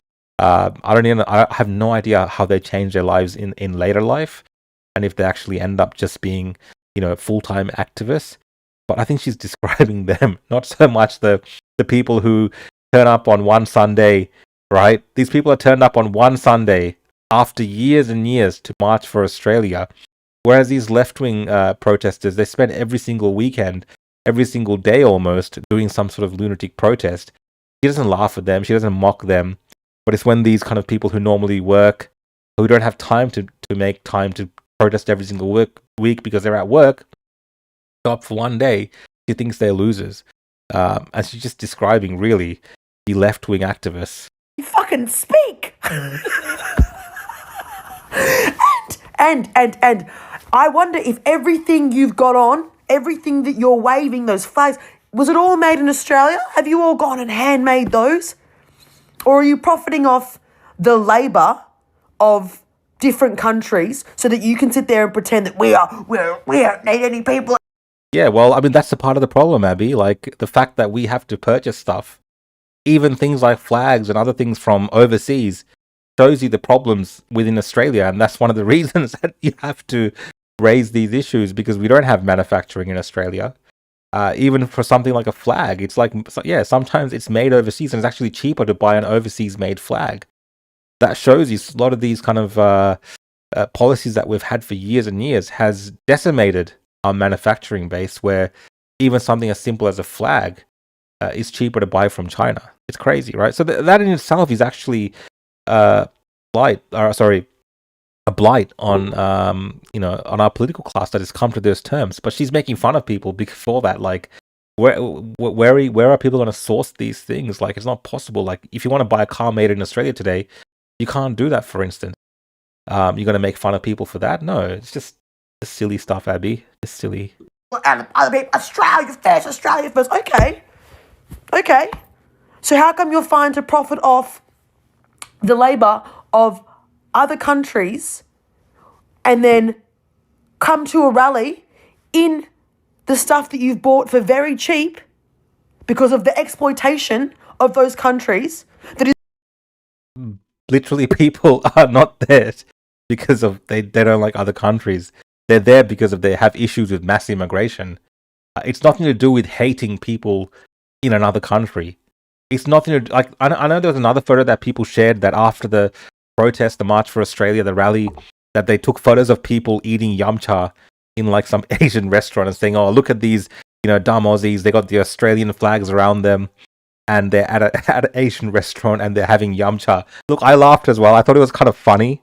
I understand why it's funny, but the truth in all of that is that shows you that these people are not racist. Like, they like Asian food. They like yum cha or whatever the hell they're eating. They like the food. Like, you don't hate people. It's not about that. Yes, there was this fringe group of extremists. I spent a lot of time at the start of the show talking about them. But overall, people, I mean, you like Asian food, you go eat Asian food. You're not a racist, you like the food. Like, I'm not saying eating food doesn't make you a racist, but like they saw nothing wrong with marching against mass immigration and then maybe going to an Asian restaurant with their Asian friend who happens to be an Australian also, and having a succulent chicken dinner or something like that. That's what the joke was. So there's nothing wrong with that. But she's like, "Oh, well, you can't if you come to these protests, obviously you're a racist and you don't like anyone. So why are you like getting stuff from overseas and you're exploiting people overseas, and why are you eating Asian food and all this kind of nonsense, right?" It's just BS. And to that point, we got here from Locust, Chinese food rocks. Look, I mean, I'm not the biggest fan of Asian food. Like I said, I like Thai food, I like Vietnamese food, and Malaysian, Singaporean. I think I like the more fusion style cooking food. Chinese dishes, I think it's an acquired taste. It's very interesting dishes. I've just not grown up without that kind of fusion thing. Like, Chinese food is very particular. But again, there's certain Chinese dishes I do enjoy. It is fueled by the West, actually. You're okay to do that? You come in, you go, "But I won't have them come here. But I won't have them come here." I also have seen them yelling at Aboriginal people. "Guys, you are the immigrants. We are immigrants. Ah!" Can you believe it?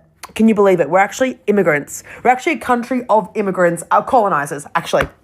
So I'm not sure why suddenly old mate John with the stubby fucking cooler and his boardies and those thick material. Again, like, I would like to rebuke that. Again, it's like, it kind of makes sense what they're trying to say, but not really. Because if you look at the history of Australia, I don't think the British that came here, whichever kind of British, whether it was Ireland or Scotland or whatever, whichever mix of English, whichever mix of British that came here, I don't think they overwhelmingly benefited from what was pre-existing in this country, from Aboriginal culture or Aboriginal, civilization as such, right? They didn't benefit from that. They created their own from what they had brought from with them, which is already an established civilization, Western civilization. Yes, it was colonized, it was settled, and yes, we can debate about all the complexities of what comes with that. But whoever built this country, the country that Abby Chatfield enjoys today, where she can go on a reality TV show and do the things that she does, wasn't necessarily built on pre-existing, Aboriginal civilization. That was, obviously, they coexisted in some aspects. Yes, there were some bad aspects to all of this as well. And then, there's assimilation as well between the two groups. But a lot of what Australia is today is based on Western culture. It's its own unique cultural Western identity, technology, and all those things. So, yeah, I get the whole kind of, they're immigrants, but no, they kind of created their own own country at that point and set up the nation of Australia that we know today. Again, history is complicated, but Abby, this is not just unique to Australia. This has happened in other parts of the world, but thousands and thousands of years before. Whereas Australia, it's only been a couple of hundred years. You know, you might be shocked to learn this, but there's actually Aboriginal peoples for instance, in Sri Lanka, very similar to the Aboriginals that we have in Aboriginal people we have in Australia. Very similar, and the people that make up the ethnic Sinhalese or the Tamil peoples either intermix with the Aboriginal peoples who were there after they migrated from other parts of Asia, and then you have these new kind of ethnicities that are there intermixed or whatever it is over thousands and thousands of years. But there's still a unique Aboriginal group in Sri Lanka, which are very similar to the Aboriginal group you find in the Andaman Islands and other parts of Asia coming down towards Australia, the same Aboriginal groups. And that's why in certain parts of Northern Australia, when they do the scientific studies, they have certain characteristics which match Indian DNA, which is essentially Aboriginal DNA from those regions. So it's a lot more complicated than this kind of view of history that Abby Chatfield has. And there's always been this building of nations by different peoples that, yes, you can call them immigrants if you want, but they do end up establishing their own identity and their own country. And I think even in the span of 200 years, it's amazing what Australia has achieved in creating this country that we live in today. And I don't think you can just take that away by calling them immigrants, because when they came here, they didn't adopt what was already here. They created something new, and they built something new. And they built something amazing that obviously is benefiting all types of people if they choose to, I believe, really, and choose not to be victims. That's why you have migrants that swamped this country from all around the world. As bad as they say Australia is, as racist as they say it is, so many people want to come live here. Anyway, let's keep watching Abby. Imperial thongs is sitting there going, like, it's all fucked. And they're all being violent, obviously, because they can't actually express their thoughts. They're too thick. So they go, like, I've never seen violence at any protest that I've gone to, ever. Never have I ever seen anything close to violence. Yet the media makes out like someone yelling a chant at a rally. Those left-wing violences are those left-wing protests are so violent. The only thing is, with these left-wing protests that they do, they think the violence is justified. So they don't see it as violence. They just think it's some sort of defense. Or they think it's like, it's okay to punch a Nazi. So whenever they think everyone's a Nazi, if you punch them, it's not really violence, it's what we do. It's violent. So plenty of violence at left-wing protests, including the pro-Palestinian marches. They're violent to all sorts of groups when they want to be. Or waving a flag is violent. Yet they're literally or bashing people. I saw a bunch of them whipping someone with a fucking umbrella. I don't know what was going on. I'm going, you are all such losers. And then you know what, guys? Tomorrow, your lives will still be shit. You've got your little tiny power trip while the rest of the country laughs at you. And tomorrow your lives will still be the same. You know why? Because the reason why you have problems is because of two things. The systemic issues of capitalism and also of colonisation living in this country, but you can't bear to understand that. Well, I mean, she sounds just like a communist now. One of these kind of socialist-type communists. I don't know, that some people might be like, this is all contradictory, but, she's blaming capitalism for everything. So I'll make it easier for you. It's to do with the big systems that we actually need to dismantle in more of a left-wing way, not in this hard right white nationalist way, because it makes no sense. But also, a second reason is because of you. You're the reason why your life is shit. Partially because of systems that you are not understanding, but also because of you. Because look at the fucking demographic. All these fucking white people, pale as fucking anything, on stolen land, going, get off their land. On stolen land? Well, let's go. Sunburnt to fucking crisps, like, Jesus. I mean, if the land is stolen, and I think we were discussing this yesterday, if the land is stolen, Why is she on stolen land? Why is she here? All right, Abby. I don't think she's indigenous, right? Is she indigenous? I don't think she is. Why is she living on stolen land? I think it's a valid question to ask anyone that asks you, who is not Aboriginal themselves, tells you some nonsense about stolen land. Ask them why they're here, because they never can answer that in a proper way. Yeah. Like, what the fuck? All right, I apologize. I'm sorry. I know I punish everyone here. I don't know if I lost viewers during that time. I might have lost a few people. I do see the numbers dropping off whenever I pay Abby Chatfield. I'm sorry, but I can't help it. I just need to get it out of my system as well. And the only way that I can watch Abby Chatfield is watching it with you guys. Got here. Rukshan is confused because he loves white people. I mean, why would I not love white people? What's wrong with loving white people? I love all people. I don't get it. I don't get what the problem there is. I don't know what you're trying to say. It makes no sense. Rukshan, when would you become Michael Jackson? I know you're having a go at me, but actually Michael Jackson is my favorite artist. I love Michael Jackson. I could actually dance like Michael Jackson. I don't know if you guys believe me or not, but I can if I wanted to. Well, I used to anyway, do a lot of Michael Jackson impersonating. Yeah. A lot of people saying that aren't migrants colonizers on stolen lands? Yeah. I mean, that's why mass immigration, technically, if you're opposed to mass immigration, just to kind of blow Abby Chatfield's mind, opposition to mass immigration means that there's no more people coming into Australia to steal land. How could she be opposed to that? Isn't that kind of in line with what she's thinking? Why would you want more people to come to the country to steal the land? It makes no sense. None of the things that these people talk about makes any sense.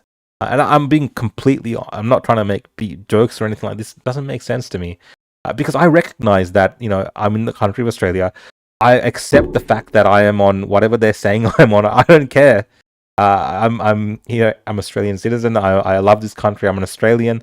I pay my taxes. I do all these things, right? We're a part of the system. And yeah, this is like, I have land here, whatever it is. It's mine, right? That's Australia. And I don't think on this like, I'm on stolen land or some nonsense like this. And I'm not a hypocrite, because if I truly believed that I was on stolen land, as a good Christian person, I would not be able to do that. I don't believe I'm on stolen land.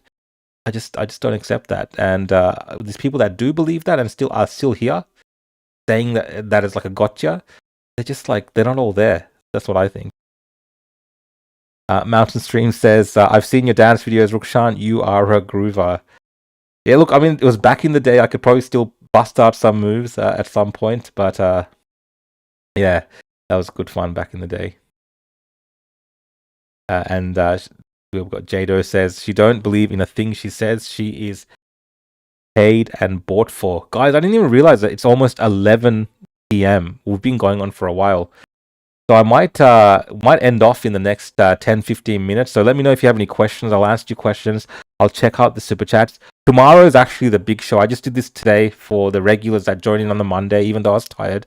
Tomorrow, Avi and myself most likely will be going through the the march for Australia and all the things that happened during our live stream, and giving you guys some of our views on that, and actually play unseen footage from the live stream. Because you have to realize, on the live stream, we were just streaming like the 2 cameras, right? But we had like 360 cameras. We had all these kind of different angles that you wouldn't have seen sometimes when we're switching between cameras. So there's a lot more footage there that Avi has been going through that we might be able to watch with you guys tomorrow, possibly.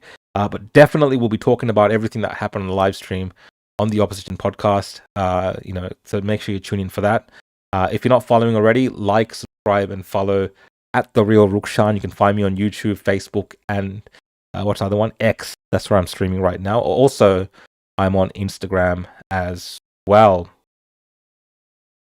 And Daniel James says, we're down with the brown. I'm not sure what that means, man, but yep, you're down with the brown. I meant to say we're down with the brown. We're down with Hold the Brown. We're down with the brown. Yeah, bro.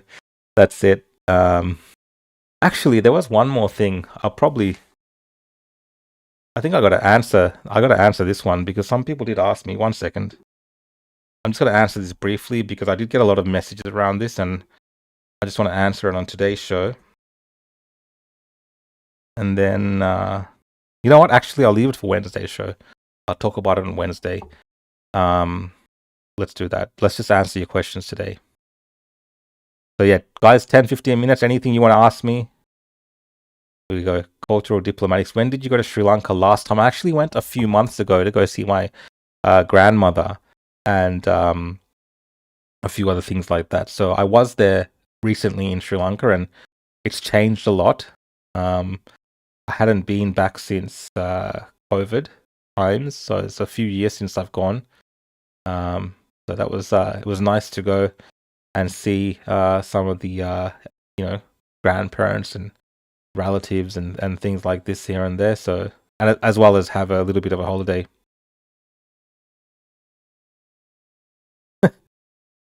Rukshan grew up on Oprah and Deepak. He is too nice and boring. Yeah, I mean, am I? Some people say I'm not really nice. I don't know. Maybe I'm nice. I don't know. Got here 50 Shades of Brown. Yeah, that's the case for brown people. So depending on the sun and how exposed I am to the sun, the more time I spend outside, obviously I get darker. Like anyone else would get tan, but you can see like different parts of my skin is different colors. So yeah, it's not exposed to the sun. It's a bit lighter, and so on. So maybe like Michael Jackson. We got here. I want to be your Zionist lover.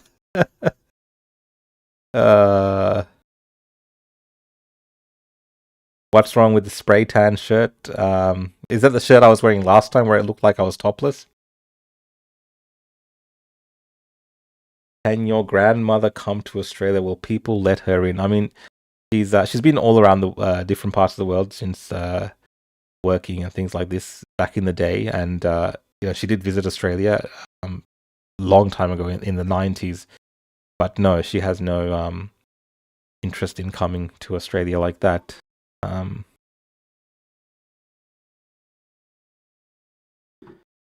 We've got here, you guys are both amazing journalists, been watching for a long time. Thanks for joining in, mate. Thank you. Julie says, not boring. Thank you. Will you let your grandma into Australia? I mean, yeah, she can visit. She has no interest in visiting, so I go there. I mean, she's like old lady now, she's really old, and she's settled down. Don't panic. Hi, Rukshan. No question, but I just wanted to tell you that you are a true Australian treasure. Thank you so much for your work. Please have some rest tonight. Yes, I am going to rest. Definitely, I'm going to rest, chill out after this. Tika Burner says, did you see the clips from Chris Ovaries on Sunday? No one would talk to him. Only one guy he knew would. He was hopeless. Really? I've seen a lot of Chris's clips going around. New South Wales #1 live streamer Chris. I know independent journalist, but we'll call you a live streamer. Me and Avi will probably go through some of the stuff from Sydney, and I think Chris actually did a lot of good coverage from Sydney, and his clips are being prominently shared from the Sydney coverage. So it does go to show you that Chris is actually New South Wales #1 live streamer. Dr. Rami, mate. Good to see you, man. You're always good for a laugh. I turned brown after getting exposed to Beck Freedom's breath. Rami, I'll take that as a statement, mate. I don't know how that happened, but yeah. What do we got here? My cousin is Papua New Guinean and used to sunbake every summer. Yeah. I mean, yeah, I would be a lot lighter skinned if I wasn't in the sun at all. It just happened. I think it's just how it is.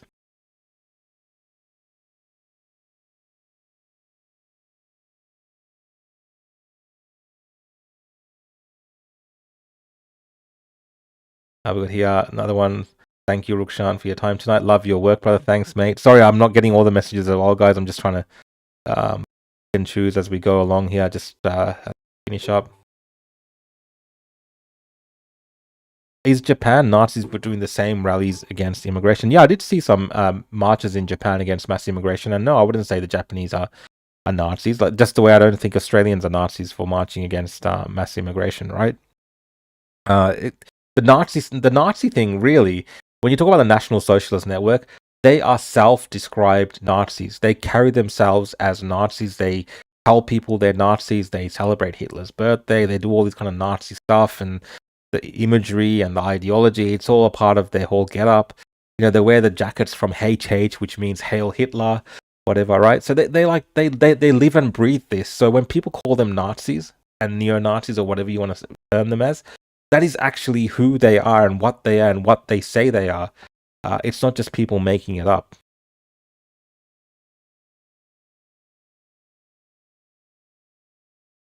I don't know what this is in reference to. It was built off the back of all those atrocities. Yeah, look, history is not, history is not, history is not pretty. That's probably a light way to put it. Comparatively, the history of Australia and the settlement of Australia is not the worst when you compare it to what's happening in other parts of the world. Yes, there are elements of it, definitely that tragic, that would raise serious questions if the same things happened today. For instance, we would have different terms to describe what happened back then. And again, I'm not trying to downplay the suffering of the indigenous people during that time, as their world around them was crumbling and changing with the introduction of a new set of people that have come here to settle and colonize the land. But that's history throughout the world. It's not unique to Australia. In fact, even if you look at something like Genghis Khan and the conquest during that time, what they did, just as one example, some of it was horrific. The way they went about things. I mean, it's nowhere near comparison to the colonization that the British were involved in. Even if you compare the British to the Spanish were far more ruthless in the way that they carried themselves. Right, and you have to look at these things in that context. Australia, for all the negatives that are associated with the settlement of Australia, overwhelmingly, there's not many countries in the world to this extent that look out for indigenous populations to the level that Australia does.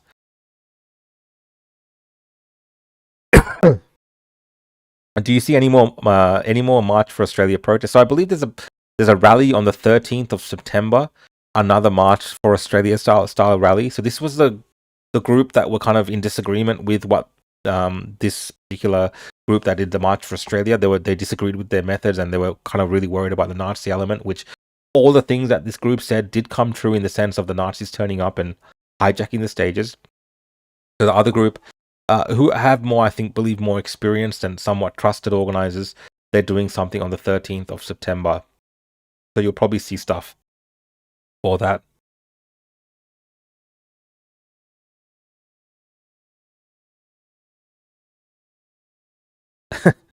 Mr. Brown Man, debate Joel Davis. Mate, like, what do you want me to debate? Everyone's always like, debate Joel Davis. People were booing him on the stage. Like, why would I debate Joel Davis? What's there to debate Joel Davis about? I know exactly what Joel Davis is going to say. And then I'll say the other things that I'm always going to say. It's not really a debate. I don't know what it would be, honestly. Like, maybe one day.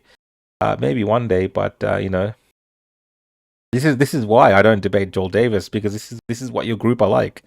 Do you lather yourself in poo? Like, this is who you guys are. This is why I don't waste my time debating with idiots from this movement. It's just stupid. I go brown as a lebo in summer, says Ticker Brown. George says, you and Avi make a good team. You're good in the studio, and Avi's best as man on the street reporter.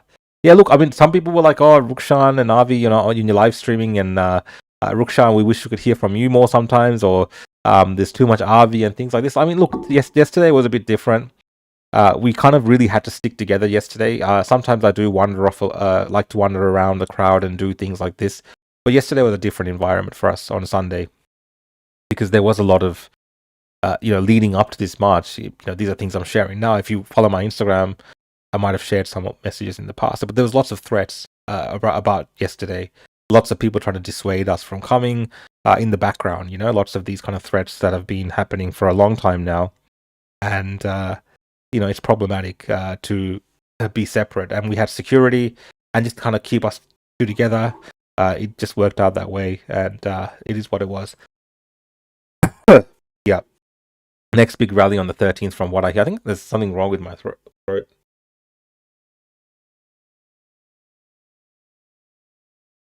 What else is there here? I think Avi copped a lot of anti-Semitic racism yesterday. I mean, there is that. Like, people are like, oh, Avi, why are you talking about Israel and Palestine all the time? Well, the people that walk up to him are always asking about these questions. Like, people in this country are obsessed with what's happening over there. Like, even Australians that were at that march, some of them, not all of them, some of them are obsessed with that topic and they want to know what side you're on. Like, and I look at that and I'm like, what does it, like, what does it, do you ask every single ethnic person you meet or every single person with any kind of immigrant background about some civil conflict that people are involved in? Most of us don't care. Like, I don't care that there's, when I was at school, I went to a very diverse school in Dandenong, and like that was during the whole kind of conflict in Kosovo and Serbs and this and that. And like, for me, like, I was like, I don't really care. Like, I like you. I like all of you people. Like, you're all my friends. I get that you guys are fighting each other in your countries and you have problems. But me personally, I don't really like care about it to the extent of making it something where I don't like you because you're from that country, or I don't like you because you're from that country, and because you guys are fighting each other over there, not in Australia, I have to somehow pick some side. Like, I don't agree with that. You cannot live in a multicultural, diverse society like they want us to live in, and then start picking sides. Now, of course, I get we can fight for the rights of innocent people, and we can obviously ask for peace and these kind of concepts, but whether that should determine the way that we treat other people from different countries, I think that's wrong. I look at everyone here as much as possible, especially the ones that want to be Australian and are proudly Australian. I look at them first as Australians before I ask them or look at them as their ethnic background or their ethnic heritage or their immigrant heritage. Before I look at all those aspects, first and foremost, when I meet people, I look at them first as Australians. And the value system between that is the first place where I judge people. And then beyond that, I can look at other issues. And I think that's important to do when you're living here in a country like this.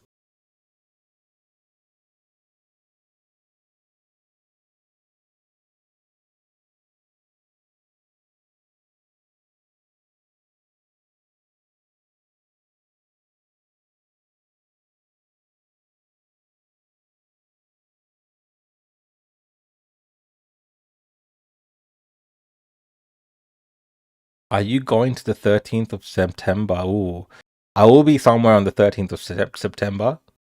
We will be doing something on the 30th of September. Exactly what is a surprise. You'll have to keep watching till you find out what's happening on the 13th of September.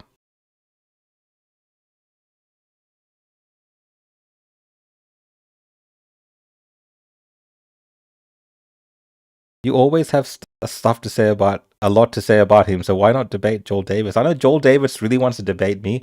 Like, Joel Davis is obsessed with debating me, like a brown man that he sees as inferior and all these kind of things that they're normal tropes that they have, and they're so obsessed with debating me. Like, I feel like that's already a victory for me. I'm enjoying that little victory, right?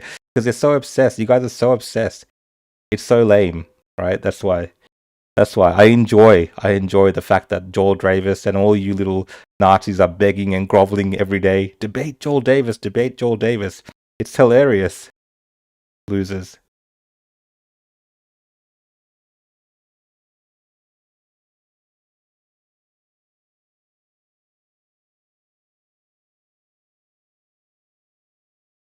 Alright guys, I'm seeing for more questions. It's just coming through thick and fast.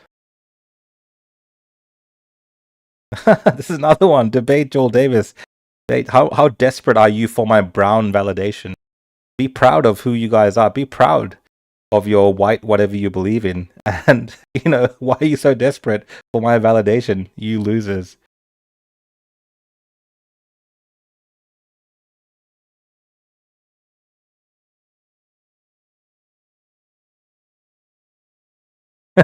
We gotta I'll debate Joel. I need the practice.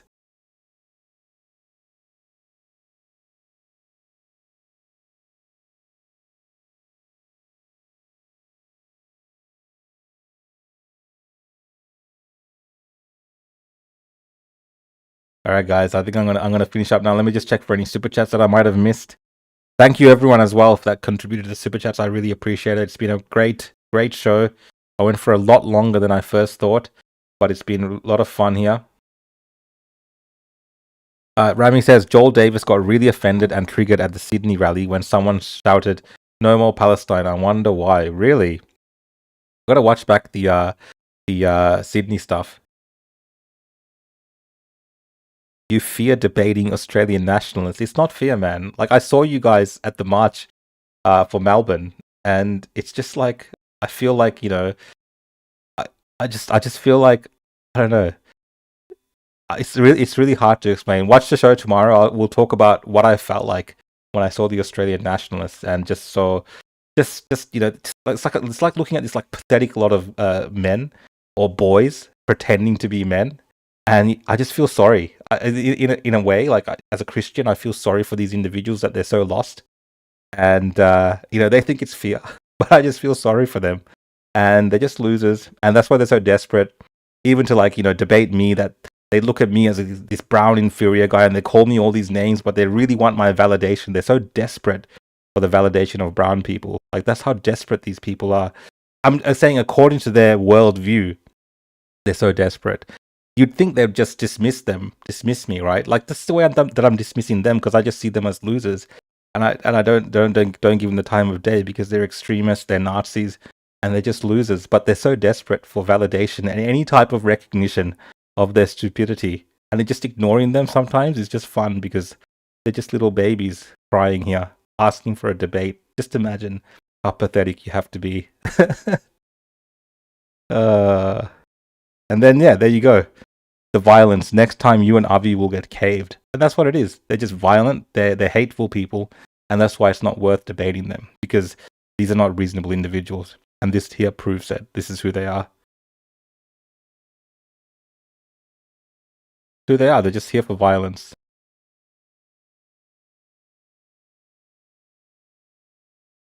Thanks for watching, Julie. Thanks, everyone, for watching. I hope you enjoyed today's show. Guys, the Opposition Podcast, tomorrow, we'll go through everything. We'll go through all the views that we have on the NSN and everything else that happened that day. But of course, share our thoughts on what I think, still think overall was a successful march for Australia, despite all the negativity surrounding it. If you're not following me, guys, you can find me at The Real Rukshan on X, Facebook, YouTube, Instagram. I think I did this before as well, but I got carried away with all the comments. Hope you enjoyed the show tonight, guys. I'm going to go to bed. I'll see you guys tomorrow.